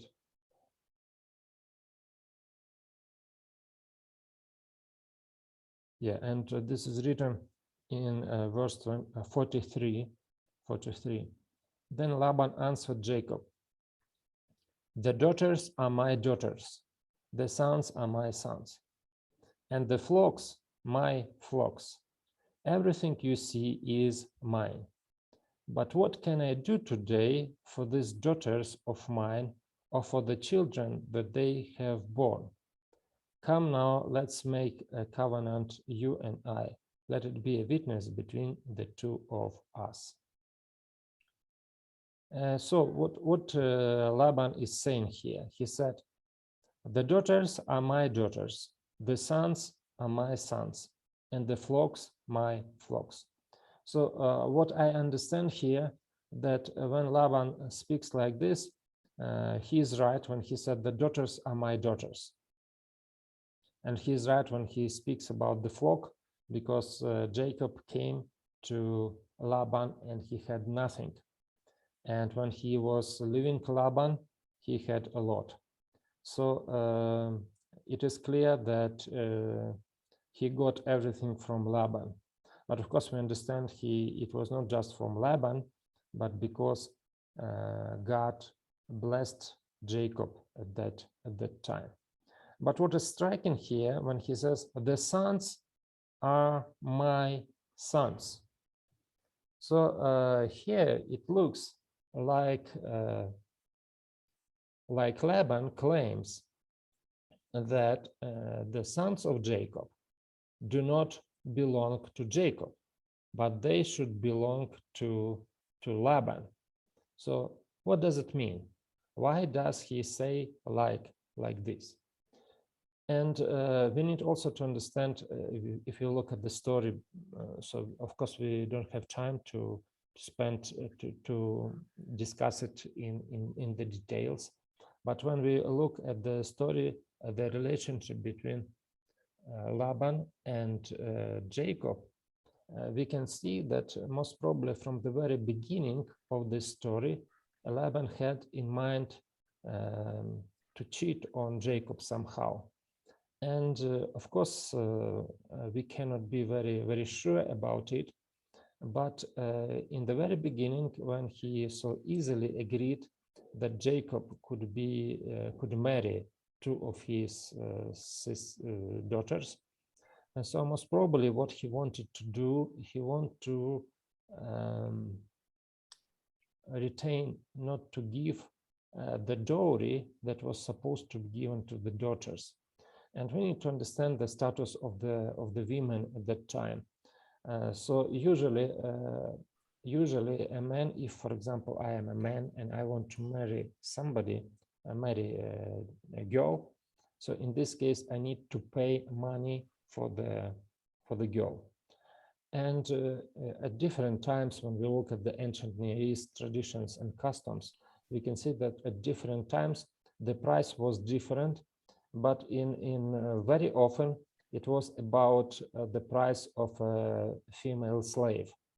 So a man was not supposed to give very much to the father of the bride, but the father was supposed to give a dowry, and the dowry could be much more than the price paid by a groom.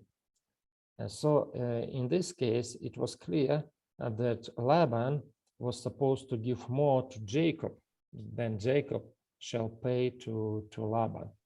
And we know, especially from chapter 24, in chapter 24 of the book of Genesis, we can find a very interesting detail that reveal the character of Laban.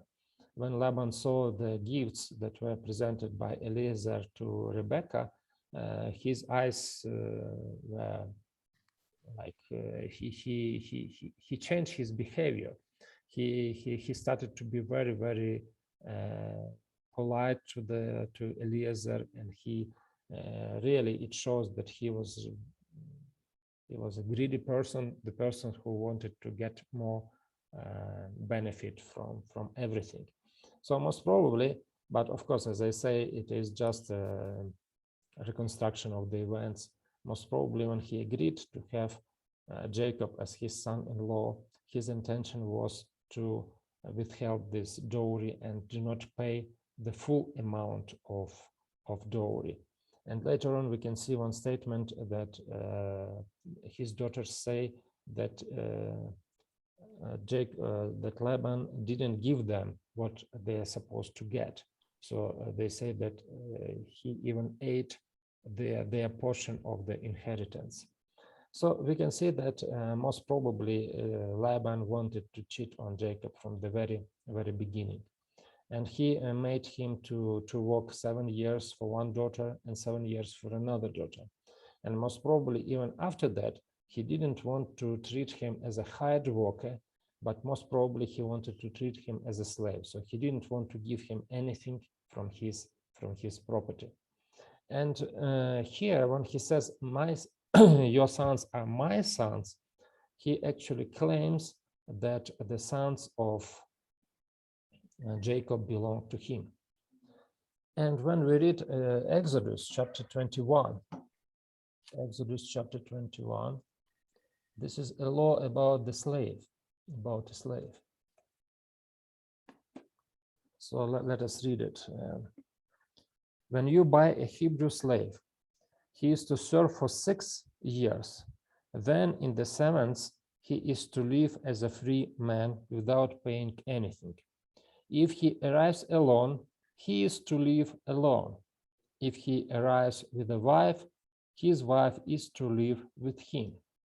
If his master gives him a wife and she bears him sons or daughters, the wife and her children belong to her master, and the man must live alone. So in this case, we can just assume that most probably, by the way, this law is not written only in the book of Exodus. We can find the same law is written in other ancient Near East documents. So it looks like this was a common law at that time. And most probably Laban, while he was claiming that your sons are my sons and daughters are my daughters, so he wanted to keep them back in his house. He didn't want them to go with Jacob. And in this case, it is clear that if it is the case, it means that Laban treated Jacob as a slave. So he was a slave in the household of Laban. And so he most probably refers to this issue. And what is also important, that Jacob spent 20 years at Laban's house. So it means that 7 years he served for one daughter, 7 years for another daughter, and exactly 6 years he served. And he says that he is serving for the flocks, for the livestock. But on the other hand, we can say that at this period of time, he served for himself because he was treated as a slave in the house of his father-in-law. And it's interesting that exactly when these 6 years are over, God urges Jacob to go away from Laban. So it could be just an application of this law. Yes, Exodus 21:1 and onward. Yes. Any questions? I saw that Pastor Miro raised up a hand, but later on. Yes, Prof. I was trying to look at it from a point, given the explanations now that we have gotten, and looking at verse 9 of 33, it is like Jacob almost stole nothing from his brother. Okay, yeah. When you get to verse 9 of 33, after getting that explanation, when now Jacob comes back, from verse 8, he says, then Esau said, what do you mean by this company which I sent? And he said, these are to find favor in sight of my Lord. You can see he's recognizing him. Mm-hmm. Yes, so you are reading chapter 31 or 33? Says, but Esau said, I have enough, my brother, keep what you have for yourself. Mm-hmm. That means that even where Esau remained, he also amassed enough. So it is like he was still also carrying the blessing. So Mm-hmm. given the explanation you have given, it is like he did not actually take away the rights as he had expected. And have you noticed one more interesting verse in chapter 33, when Jacob says,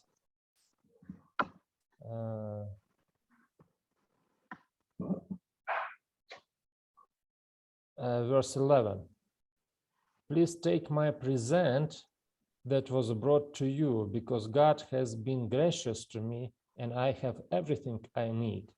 So Jacob urged him until he accepted. And I just want to see how this word is translated, present. Take my present, how it is translated in your versions, in your translations. Verse 11? Yes, verse 11. He says, please keep my blessings that... Okay, yes. Do you see, this is the important word, because in Hebrew, it is translated, in my version, it is translated as a present. But in Hebrew, this is baracha, and baracha actually means a blessing. So what Jacob says, take this blessing, take my blessing. And it looks like he understood that the stolen blessing is not working for him. And he now wants to return it back to his brother. And this meeting, when Esau saw that Jacob do not pretend or do not claim the inheritance of the father, so he got calm and they became not friends, but they reconciled to each other. Yeah, this chapter 33 is very, very illustrative chapter that demonstrates some of those details. Thank you very much, Pastor. Pastor Isaac Owusu-Danquah, please go ahead and see you. You want to add something?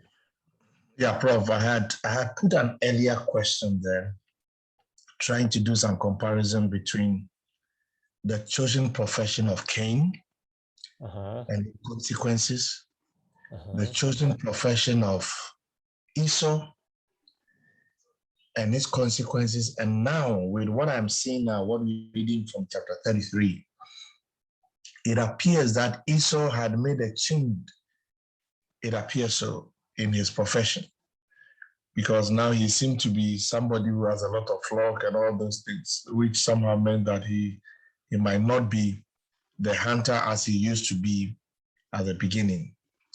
Now, I was just trying to find out, does the chosen profession of these two individuals, that is Cain and Esau, and maybe subsequently, do our chosen professions determine whether we will be blessed by God or we will get the birthright?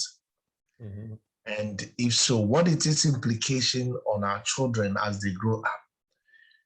What do we help them to choose in terms of their chosen profession? If some professions will lose out on the blessing and some will somehow get you the blessing. It's a wide question, but I hope you can help us with that. Thank you. Yeah, I see you post this question on the chat, so everybody can see it. Yeah, it's a very, very good question. And I believe it is related. It is very much related because, yeah, it's true that not all the professions, our children can get some spiritual blessings from them. And do you see very often, not very often, but sometimes we just want for our children to be prosperous in this life, and they choose like professions. They could be dangerous for their spiritual well-being. So yeah, we as fathers, I believe it is our responsibility to guide our children so that they can make a correct, right choice when they choose the profession. And it's really very, very important. But on the other hand, I understand that we need to impose our own attitude or our own so we need to do it in a gentle way, in such a way that our children will not resist us, but they can accept our vision, maybe, and of course the God's vision. And do you see, because of such a case, because of this such a question. I just want to share my own experience. Do you see, I also made a mistake in my life when I chose my first profession. And, so of course it is not an excuse, but I was just baptized. So I didn't grow up in the Adventist family. I just grew up in a secular family, and we became Adventists just later. I was baptized when I was 17 years old, and I became a church member. But even before that, I had a dream. You see, I grew up in the Soviet Union, and at that time in the Soviet Union, we were under the Iron Curtain. So it was just impossible, almost impossible to go somewhere outside the country. And I had a dream to travel to different places, to different countries. And the only way how it was possible at that time to be a seaman. So if you're a seaman, of course, you can visit many different countries. So I had a dream to become a seaman. And do you see, I remember when I was 17 years old, and I had to start my study at the university. I chose the university that prepares seamen, and I wanted to be a sea captain. So I entered the university, and I remember my mother, she was not very happy with my decision, but she didn't want to press very much upon me. And she said, okay, it's your choice, just follow your choice. And I followed this choice, and I studied at that university. But very soon I understood, as I said, I was just a fresh church member, so I didn't understand many things about what this kind of profession could mean for me. And I very soon, when I studied, I understood that it is impossible, actually, to be an Adventist and to be a seaman, because it is just impossible to keep Sabbath holy when you are a seaman. When you are at sea, nobody will replace you, and you have to work on Sabbath as well. And do you see, at that time I had like a spiritual fight inside. So I didn't know what to do. I didn't know how to do in this case. And finally, praise God, God overcame in my heart. And when I finished my study, at the university, I got a diploma, but I have never worked as a seaman in my life. So I made like a long way. And do you see, the story of Jacob is also a story of sometimes you want to take a shortcut, but this shortcut appears to be longer than the way suggested by God. But if you go by God's way, it is the shortest way to our blessing. This is the shortest way to our happiness and to everything good that God prepares for us. But very often we just take another route, another way, and the road became longer. And of course, we lose some benefits of following God's way. So just what I said, you see, I also made a mistake in the beginning of my life, and I chose a different profession. The profession that it looks like I also was like a Jacob. I wanted to steal a blessing. I wanted to get it, and I got it. But later on, I understood that it is not for me. It doesn't profit me. And one more interesting detail is from my biography. So do you see? And before you going to the university, so before you take your entrance exam, at that time you had to go through a medical checkup, because they wanted to be sure that you are healthy and you don't have any problems that may later on prevent you to perform this, to take this career and to take this profession. And at that time, I had a surgery, And I had even some traces of the surgery. So it was done just recently to me, and the traces of the surgery was on my body. So I heard many stories that during the medical checkup, they usually do not allow such people to go further, and they just can cut you off on this stage. And I remember, you see, I told you I was a very fresh church member, and I really deadly wanted to be a seaman. And I remember I prayed to God and said, God, please help me to come through this medical checkup. So help me to be accepted.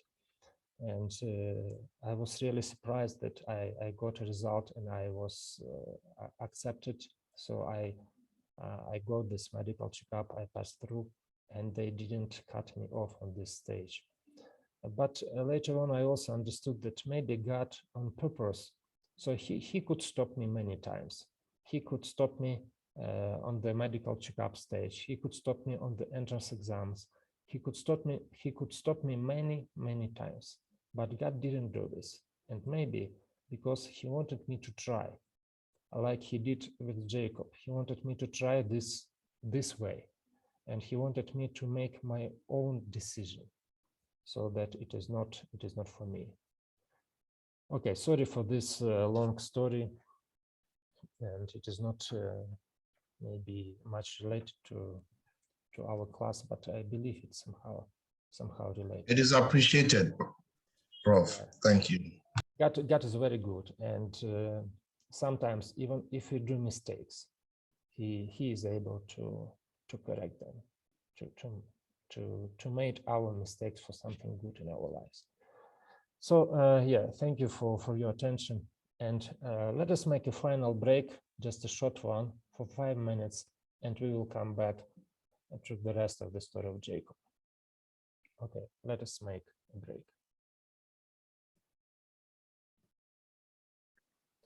Progress.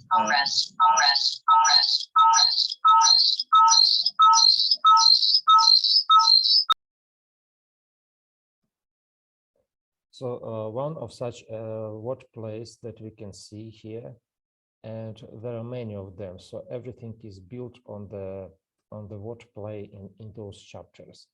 For example, when Jacob comes to Isaac to receive a blessing, he calls himself Esau, the firstborn. I am Esau, your firstborn. And later he himself is deceived by Laban when Leah, instead of Rachel, is given him as a wife. And Laban uses the same word firstborn, but just of feminine, with the feminine ending. Laban said, "It is not so done in our country to give the younger before the firstborn," by Korah. So in this case, we can see that the same way as Jacob deceived, he is deceived in the same way. Or, for example, later on, when Esau comes to his father to receive a blessing, Isaac tells him, "Your brother came deceitfully, and he has taken away your blessing." When Jacob learned that he married Leah, he used the same words. "What is this you have done to me? Did I not serve with you for Rachel? Why then have you deceived me?" And the root is the same. So the same word is used. So it looks like everything bad that he had done in his life was returned to him. When Esau realized that he had lost his blessing forever, he lifted up his voice and wept. When Jacob first met Rachel, he is also weeping. Just as excuse me, Jacob acquired his birthright for food, Leah also acquired the right for Jacob for her son Reuben's mandrake. So we can see that everything is repeated. Yeah, this one I mentioned already, that he uses the word beracha, a blessing, when he comes back in chapter 33. And finally, what we can say about Jacob, when he really got the blessing, the real blessing of God. So these are some confirmation of the parallels between these two lives. It is not on the slides, but it's supposed to be on the slide. Yes, stolen idols. Also about something about the stolen idols. What is important about the stolen idols? There was a famous theologian, Cyrus Gordon, and we will mention him maybe several times in our class. And he was, his area of specialization was ancient Near East traditions, and he compared some of the traditions with what is written in the Bible. And what we found very interesting, that in Nuzi library, and this was the city that had a big library, and among the clay tablets, they found the tradition that usually the household idols was a property that was given from one generation to another generation, and it was an equivalent of the birthright. So it looks like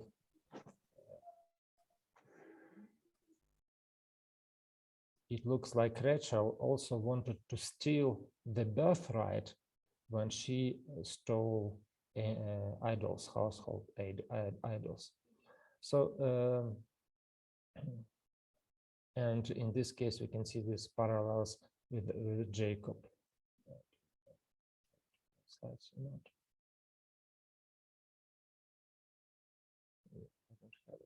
So it looks like we can see that Jacob first stole the birthright from his brother, and Rachel wanted to steal the birthright of his house for her husband. But of course, it is impossible to get a blessing through stealing, and we will see it clear in this narrative. So what about the final blessing that Jacob got? One more interesting detail that you can find in the narrative. On chapter 28 of the book of Genesis, we can see that Jacob promised God that he will give a tithe, and he will build an altar of the place where God appeared to him. This is Bethel in chapter 28 of the book of Genesis. But what is interesting, when we read that Jacob came back from Laban to the promised land, he didn't settle at Bethel, but he came to Shechem, and he lived at Shechem. And we know in chapter 34, we can see that this not very good story happened to Jacob when his sons killed all the people of Shechem. And even Jacob himself said that you have brought trouble on me, making me odious to the inhabitants of the land, the Canaanites and the Perizzites. So he said that now everybody knows about this, what those Levi and Simeon did, what Saul's brothers did, and now Abraham will have trouble because of them. But what is interesting, so Jacob promised to give a tithe from everything that he got, but he is not in a hurry to do this. And he came back from Laban, and he didn't go to Bethel. He just stayed in other places. And in chapter 35, we can see that God urges Jacob to do what he has promised. And he told him, so do you remember, you promised that you will do something for me? So please do it. Go to Bethel and fulfill what you have promised to do. And in chapter 35, we can see that Jacob is going to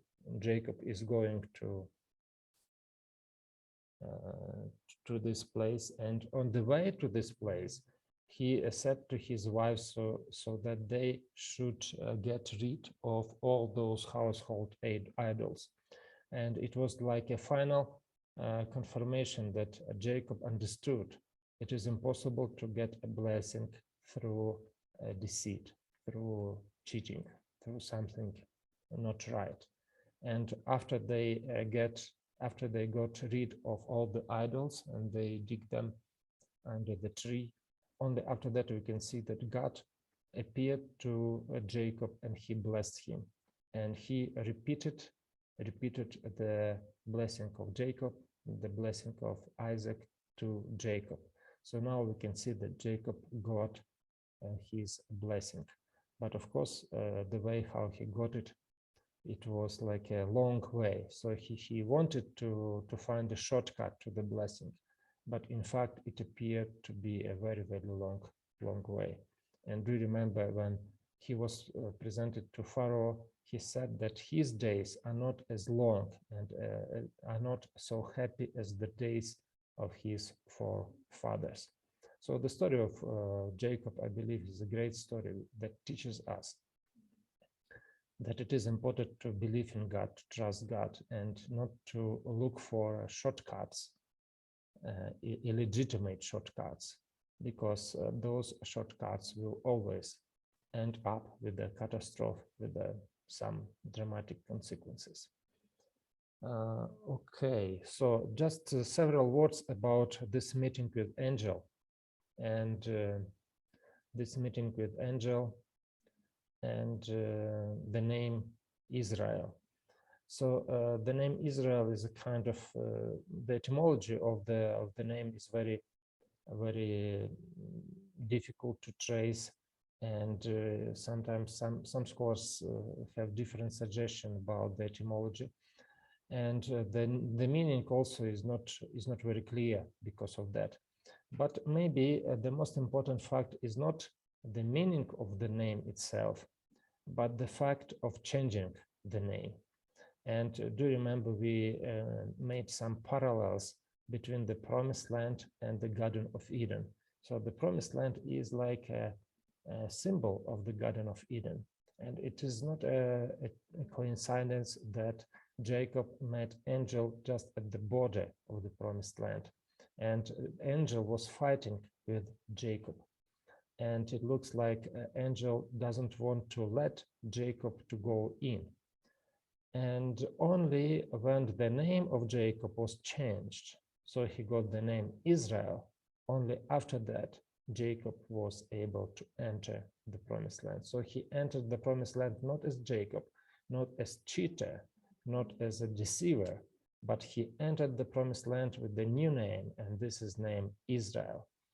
And yeah, so now this changing of the name could be a good illustration of what is supposed to happen in the end of this world when Jesus gives every one of us a new name. Okay, any questions so far? Yes, Prof. Yes. Just to confirm. So if I hear you well with this account of Jacob meeting the angel and of course the wrestling and the whole narrative, are you saying the blessing that he could not fully get after stealing the birthright? In other words, we established that in that blessing from his father, there was no promise for the land and posterity. So all that now was fulfilled here. Is that what we're saying? Yeah, in chapter 35. Yes. In chapter 35, the blessing was repeated to him, the blessing of Abraham and the blessing of Isaac. So he finally got it. And do you see, it's important that the story of Jacob, story of Abraham is finished when he got this blessing. The story of Jacob is also finished when he's got this blessing. So it was important, and it was a confirmation that he is the one who inherited this blessing, and he's the one through whom the line of Messiah is supposed to come through. Yeah. Okay. Oh, thank you. Pastor Daniel Ntunga, please go ahead. Yes, sir. Excuse me, sir. I would like to ask a question on Genesis chapter 35, from verse 1 through verse 5. You know, this is one of the texts that we use to justify why Seventh-day Adventist ladies are not supposed to put on jewelry, earrings. Now, what do you think about it?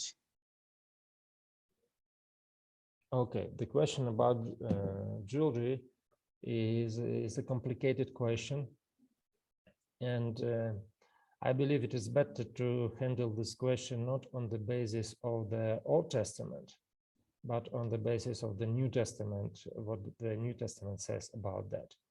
Because do you see, if we look at chapter 24 of the book of Genesis, we can see that Eliezer brought a lot of jewelry and gave it to Rebecca. And it looks like the Bible doesn't say anything bad about this jewelry. But when we look from the same idea, from the perspective of the New Testament, it becomes clear that the New Testament says that what is most important is not the how outer looking of a lady or of a man, but what is the most important is the inner person, inner being, inner person. And the New Testament pays a lot of attention to this.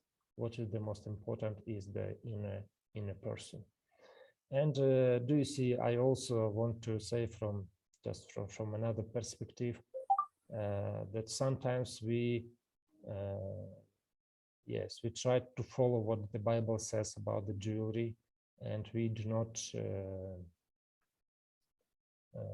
wear like wedding rings and some other issues. But this idea is not only about jewelry, but I believe sometimes when, for example, we use very expensive cell phones, it is almost the same as jewelry. Or if we use some other things that are not necessary for us, like a watch, or that is very, very expensive. So it seems to me it's almost the same as wearing a jewelry, but sometimes we just try to avoid this. And do you understand what I'm talking about? Okay, so you understand, that is why I just want to say that the question about jewelry is not very very easy question. And also what we need to remember, the cultural settings. So in the cultural settings of patriarchs, most probably it was not an issue. But we can see that in the New Testament, it is already an issue, and Apostle Peter, and not only Peter, Paul also says the same. And Jesus confirms the same idea. So that we should not be overwhelmed with this outer looking, with our outer looking, but we need to pay attention to our inner person. Okay, I hope I answered your question. Thank you, sir. Anything else? Anything else? Okay, so let us, if you have any other questions, so let us start the story of Joseph. And this is also a very fascinating. Yeah. Can I just ask a question? There's something that was on my mind. Okay. This in, I think, the encounter with the angel. Now, what does the original writing say? Was it truly an angel? I just want, because it's not very clear. Sometimes when you say that, it's like, how can an angel really fight with? Have such an encounter? I'm not so sure. Please, can you explain that for us a little bit? Thank you. It's an important question, and this is the question about how God appeared to the people. And it is true that very often God appeared to the people as an angel. And very often in the Bible, and you can find a lot of articles on this, angel of the Lord. When this phrase occurs in the Bible, angel of the Lord, it is the same as the Lord himself. So it looks like angel of the Lord is an expression that is applied to God himself. So angel of the Lord, when he appears, and he appears very often in the Old Testament, in the Hebrew Bible, and almost all the time we can be 100% sure that the angel of the Lord is the Lord himself. For example, we remember angel of the Lord appeared to Gideon, to the father, or to Manoah, the father of Samson. And in all of those cases, it was not just the angel, it was the God or the Lord himself. So that is why when we have this story, when Jacob meets the angel, we can be sure that this is not just an angel or somebody of angels, but it could be the divine person, Of course, it will be stretched too far to say that it was Jesus or it was Father. It seems to me Ellen G. White says that it was Jesus, but I could be mistaken about that. But definitely it was a divine person. It was not just an angel. Okay, Pastor, did I answer? Yeah, okay. Pastor Harivola, I can see that you raised up your hand. Prof, what is the connection of the change of the name of Jacob to Israel and the change of the name of Abraham to Abraham in this case of blessing promise? So yeah, thank you for this question, but I don't think that these are related to each other. So because, but somehow, yeah, it's possible that it is related. Yeah, it's a good idea. So do you see Abraham, the meaning of the name, just the father of, the high father or exalted father. So the meaning of the name Abraham. But when he became Abraham, he became the father of many nations. Yeah, father of many. So the change of the name looks like he was encouraged by God. So, and it was like one more confirmation from the side of God that Abraham will be a father of many nations. So that is why he got this name as a kind of encouragement. And we can say the same, Jacob got another name, and this another name was like a password to the promised land.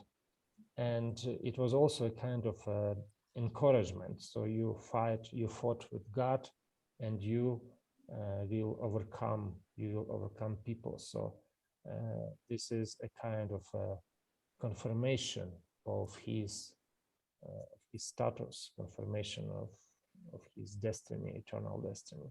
So yes, we can say that it is somehow related. But of course, as I mentioned, it is a good connection with the book of Revelation. In chapter 2, we can find that Jesus is given a new name to every believer, and with this new name we will enter the heavenly promised land. We will enter the new Jerusalem. Okay, but thank you very much. I hope I answered your question. Okay, thank you, Prof. Anything else? I see Pastor Ntunga still has his hand up. I don't know, do you still have a question or you just forgot? Okay. And Pastor Mwendabai, maybe you have a question and I missed you. Okay. So we have about 10 minutes. Shall we start the story of Joseph, or you have some other questions that we will discuss? Okay, let me start the story of Joseph, and we will continue. We'll finish the story tomorrow. So what we can see, And the story of Joseph is also a very, very fascinating story. And it also emphasizes some other issues in this patriarchal narrative. And the story starts with this idea of favoritism. I don't know how to explain it better. But again, everything is related to the main theme of Genesis, or main idea of Genesis. And you remember in the very beginning we said that in the book of Genesis, the most important question is the question about the descendants. Who will inherit the promised, the promises and the blessings? And now what we have, in case of Abraham, it was clear. So he had only one heir, and it was Isaac. In the case of Isaac, it is not very clear because he had two sons, Esau and Jacob. But from the very beginning, it became clear that Jacob will inherit the blessings and everything. But in case of Jacob, it is now not clear because he had how many? 11 children. Later on, he had 12 children, 12 sons, to be clear. And now there is a question, who among those sons will inherit the blessings? So when Jacob gave Joseph this mantle or this robe of different colors, as people say, but by the way, it is not very clear that it was just a cloth of different colors. But anyway, it was an expensive cloth. So when he distinguished his son Joseph among all other his brothers, so it was a clear indication that most probably Jacob wants to make Joseph to be his main heir, and Joseph will inherit the blessing. Maybe because of that, all sons of Jacob, all his brothers, hated him. And this hate is very interesting, that it is also, it is also that it is, again, a boomerang from previous stories. So do you remember that Leah is twice described as unloved? So it looks like Jacob didn't love Leah. But what is interesting, in Hebrew, this word is not just she was unloved, but she was hated. So it looks like Jacob hated his wife. Of course, it's difficult to explain what it means, but the Bible just says like this, that he hated Leah. Maybe one of the reasons why he was not good with Leah is because she had to work 7 additional years for her. And of course, Jacob maybe didn't love her and even hated. But what now happens? We can see that all the brothers of Joseph hated him.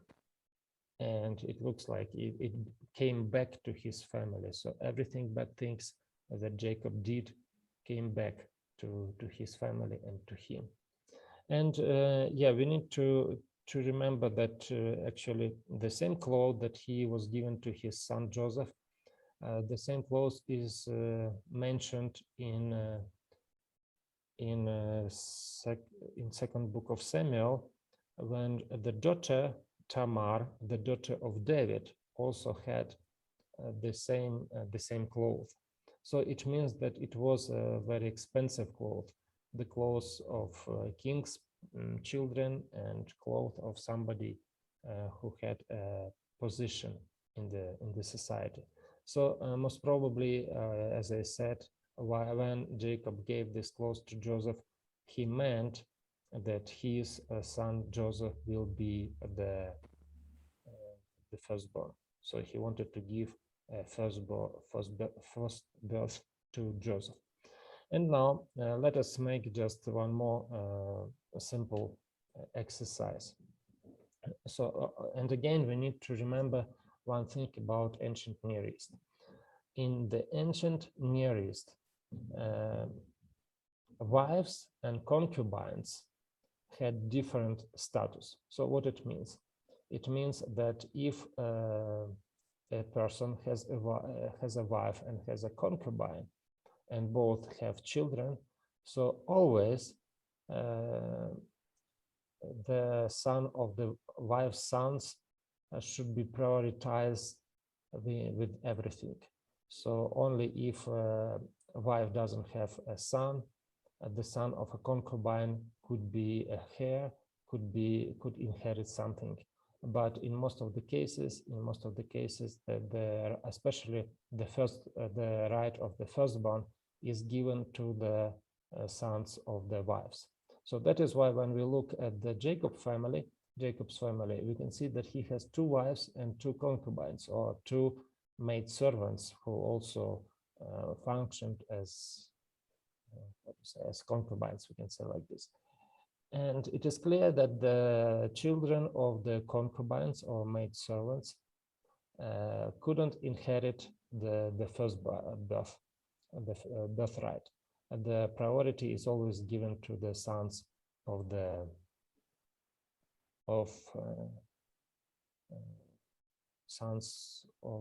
wives. Now let me do a simple exercise like this. So do you remember the order of the sons of Jacob? The first one was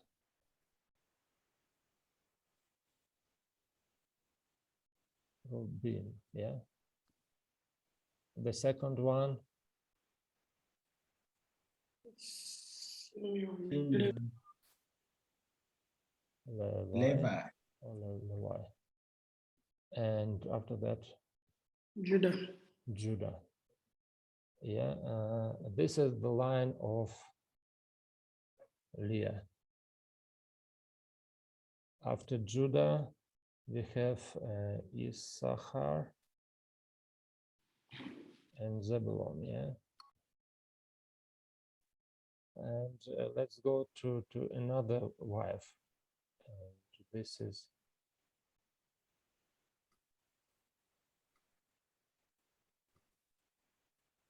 Rachel.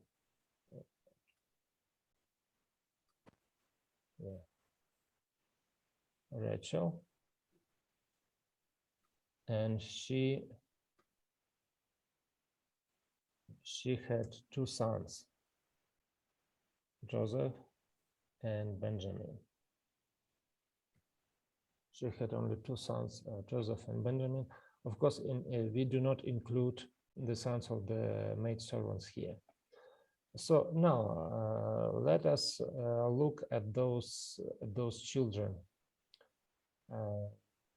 Okay, it doesn't matter. So Reuben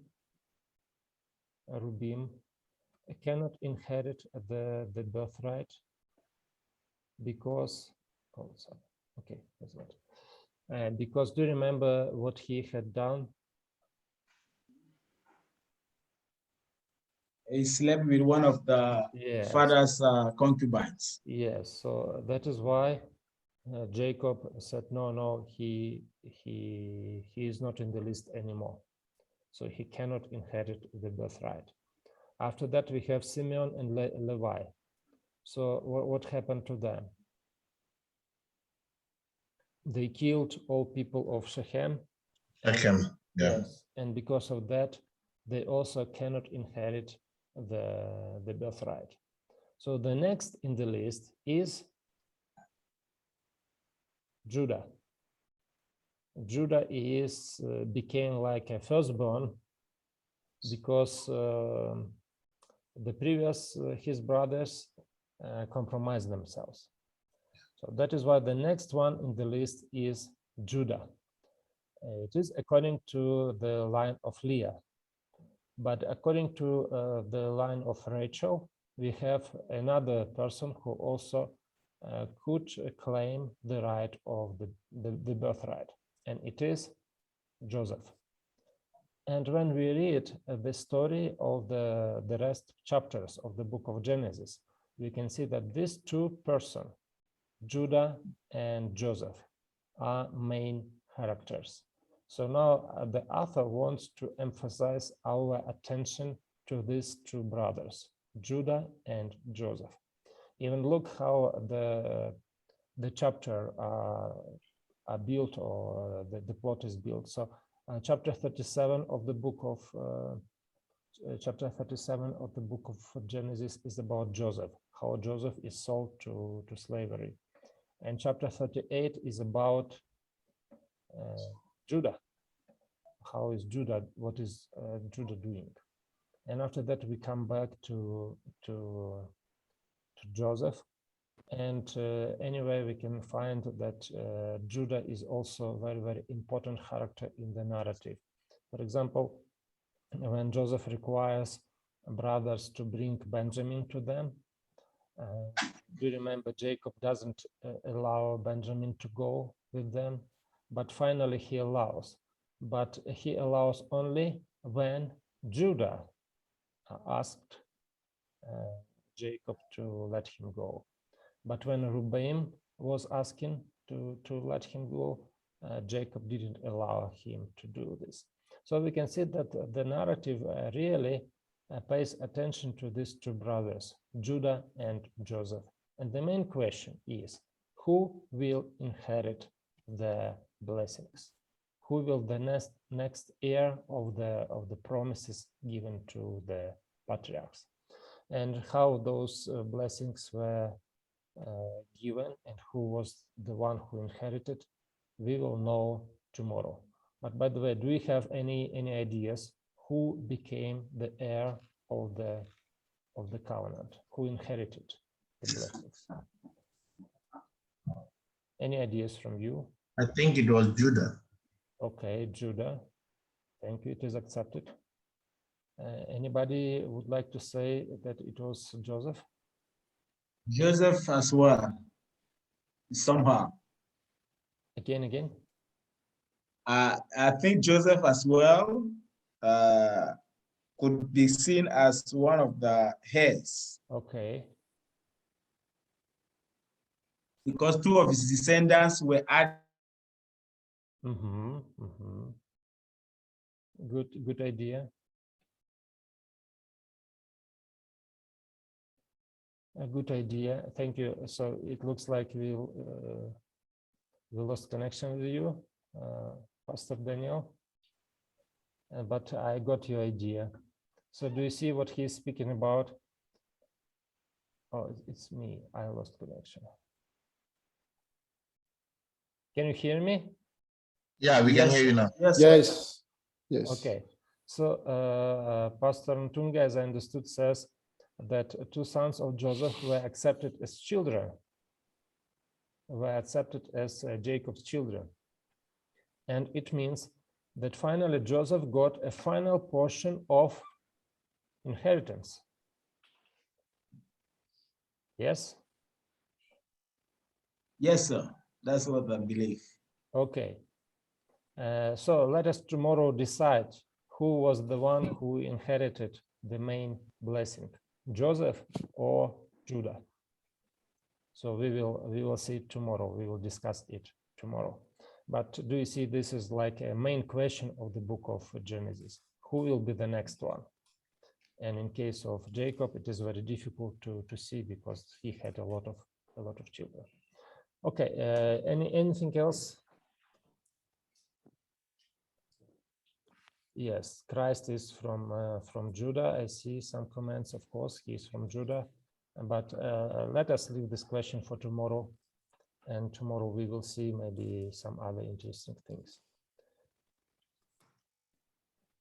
Prof, you talked about the Zotero aspect at the end of the lecture. Pardon, again? You said you go through Zotero a little bit after the lecture. Okay, so let us finish our lecture. I'll stop.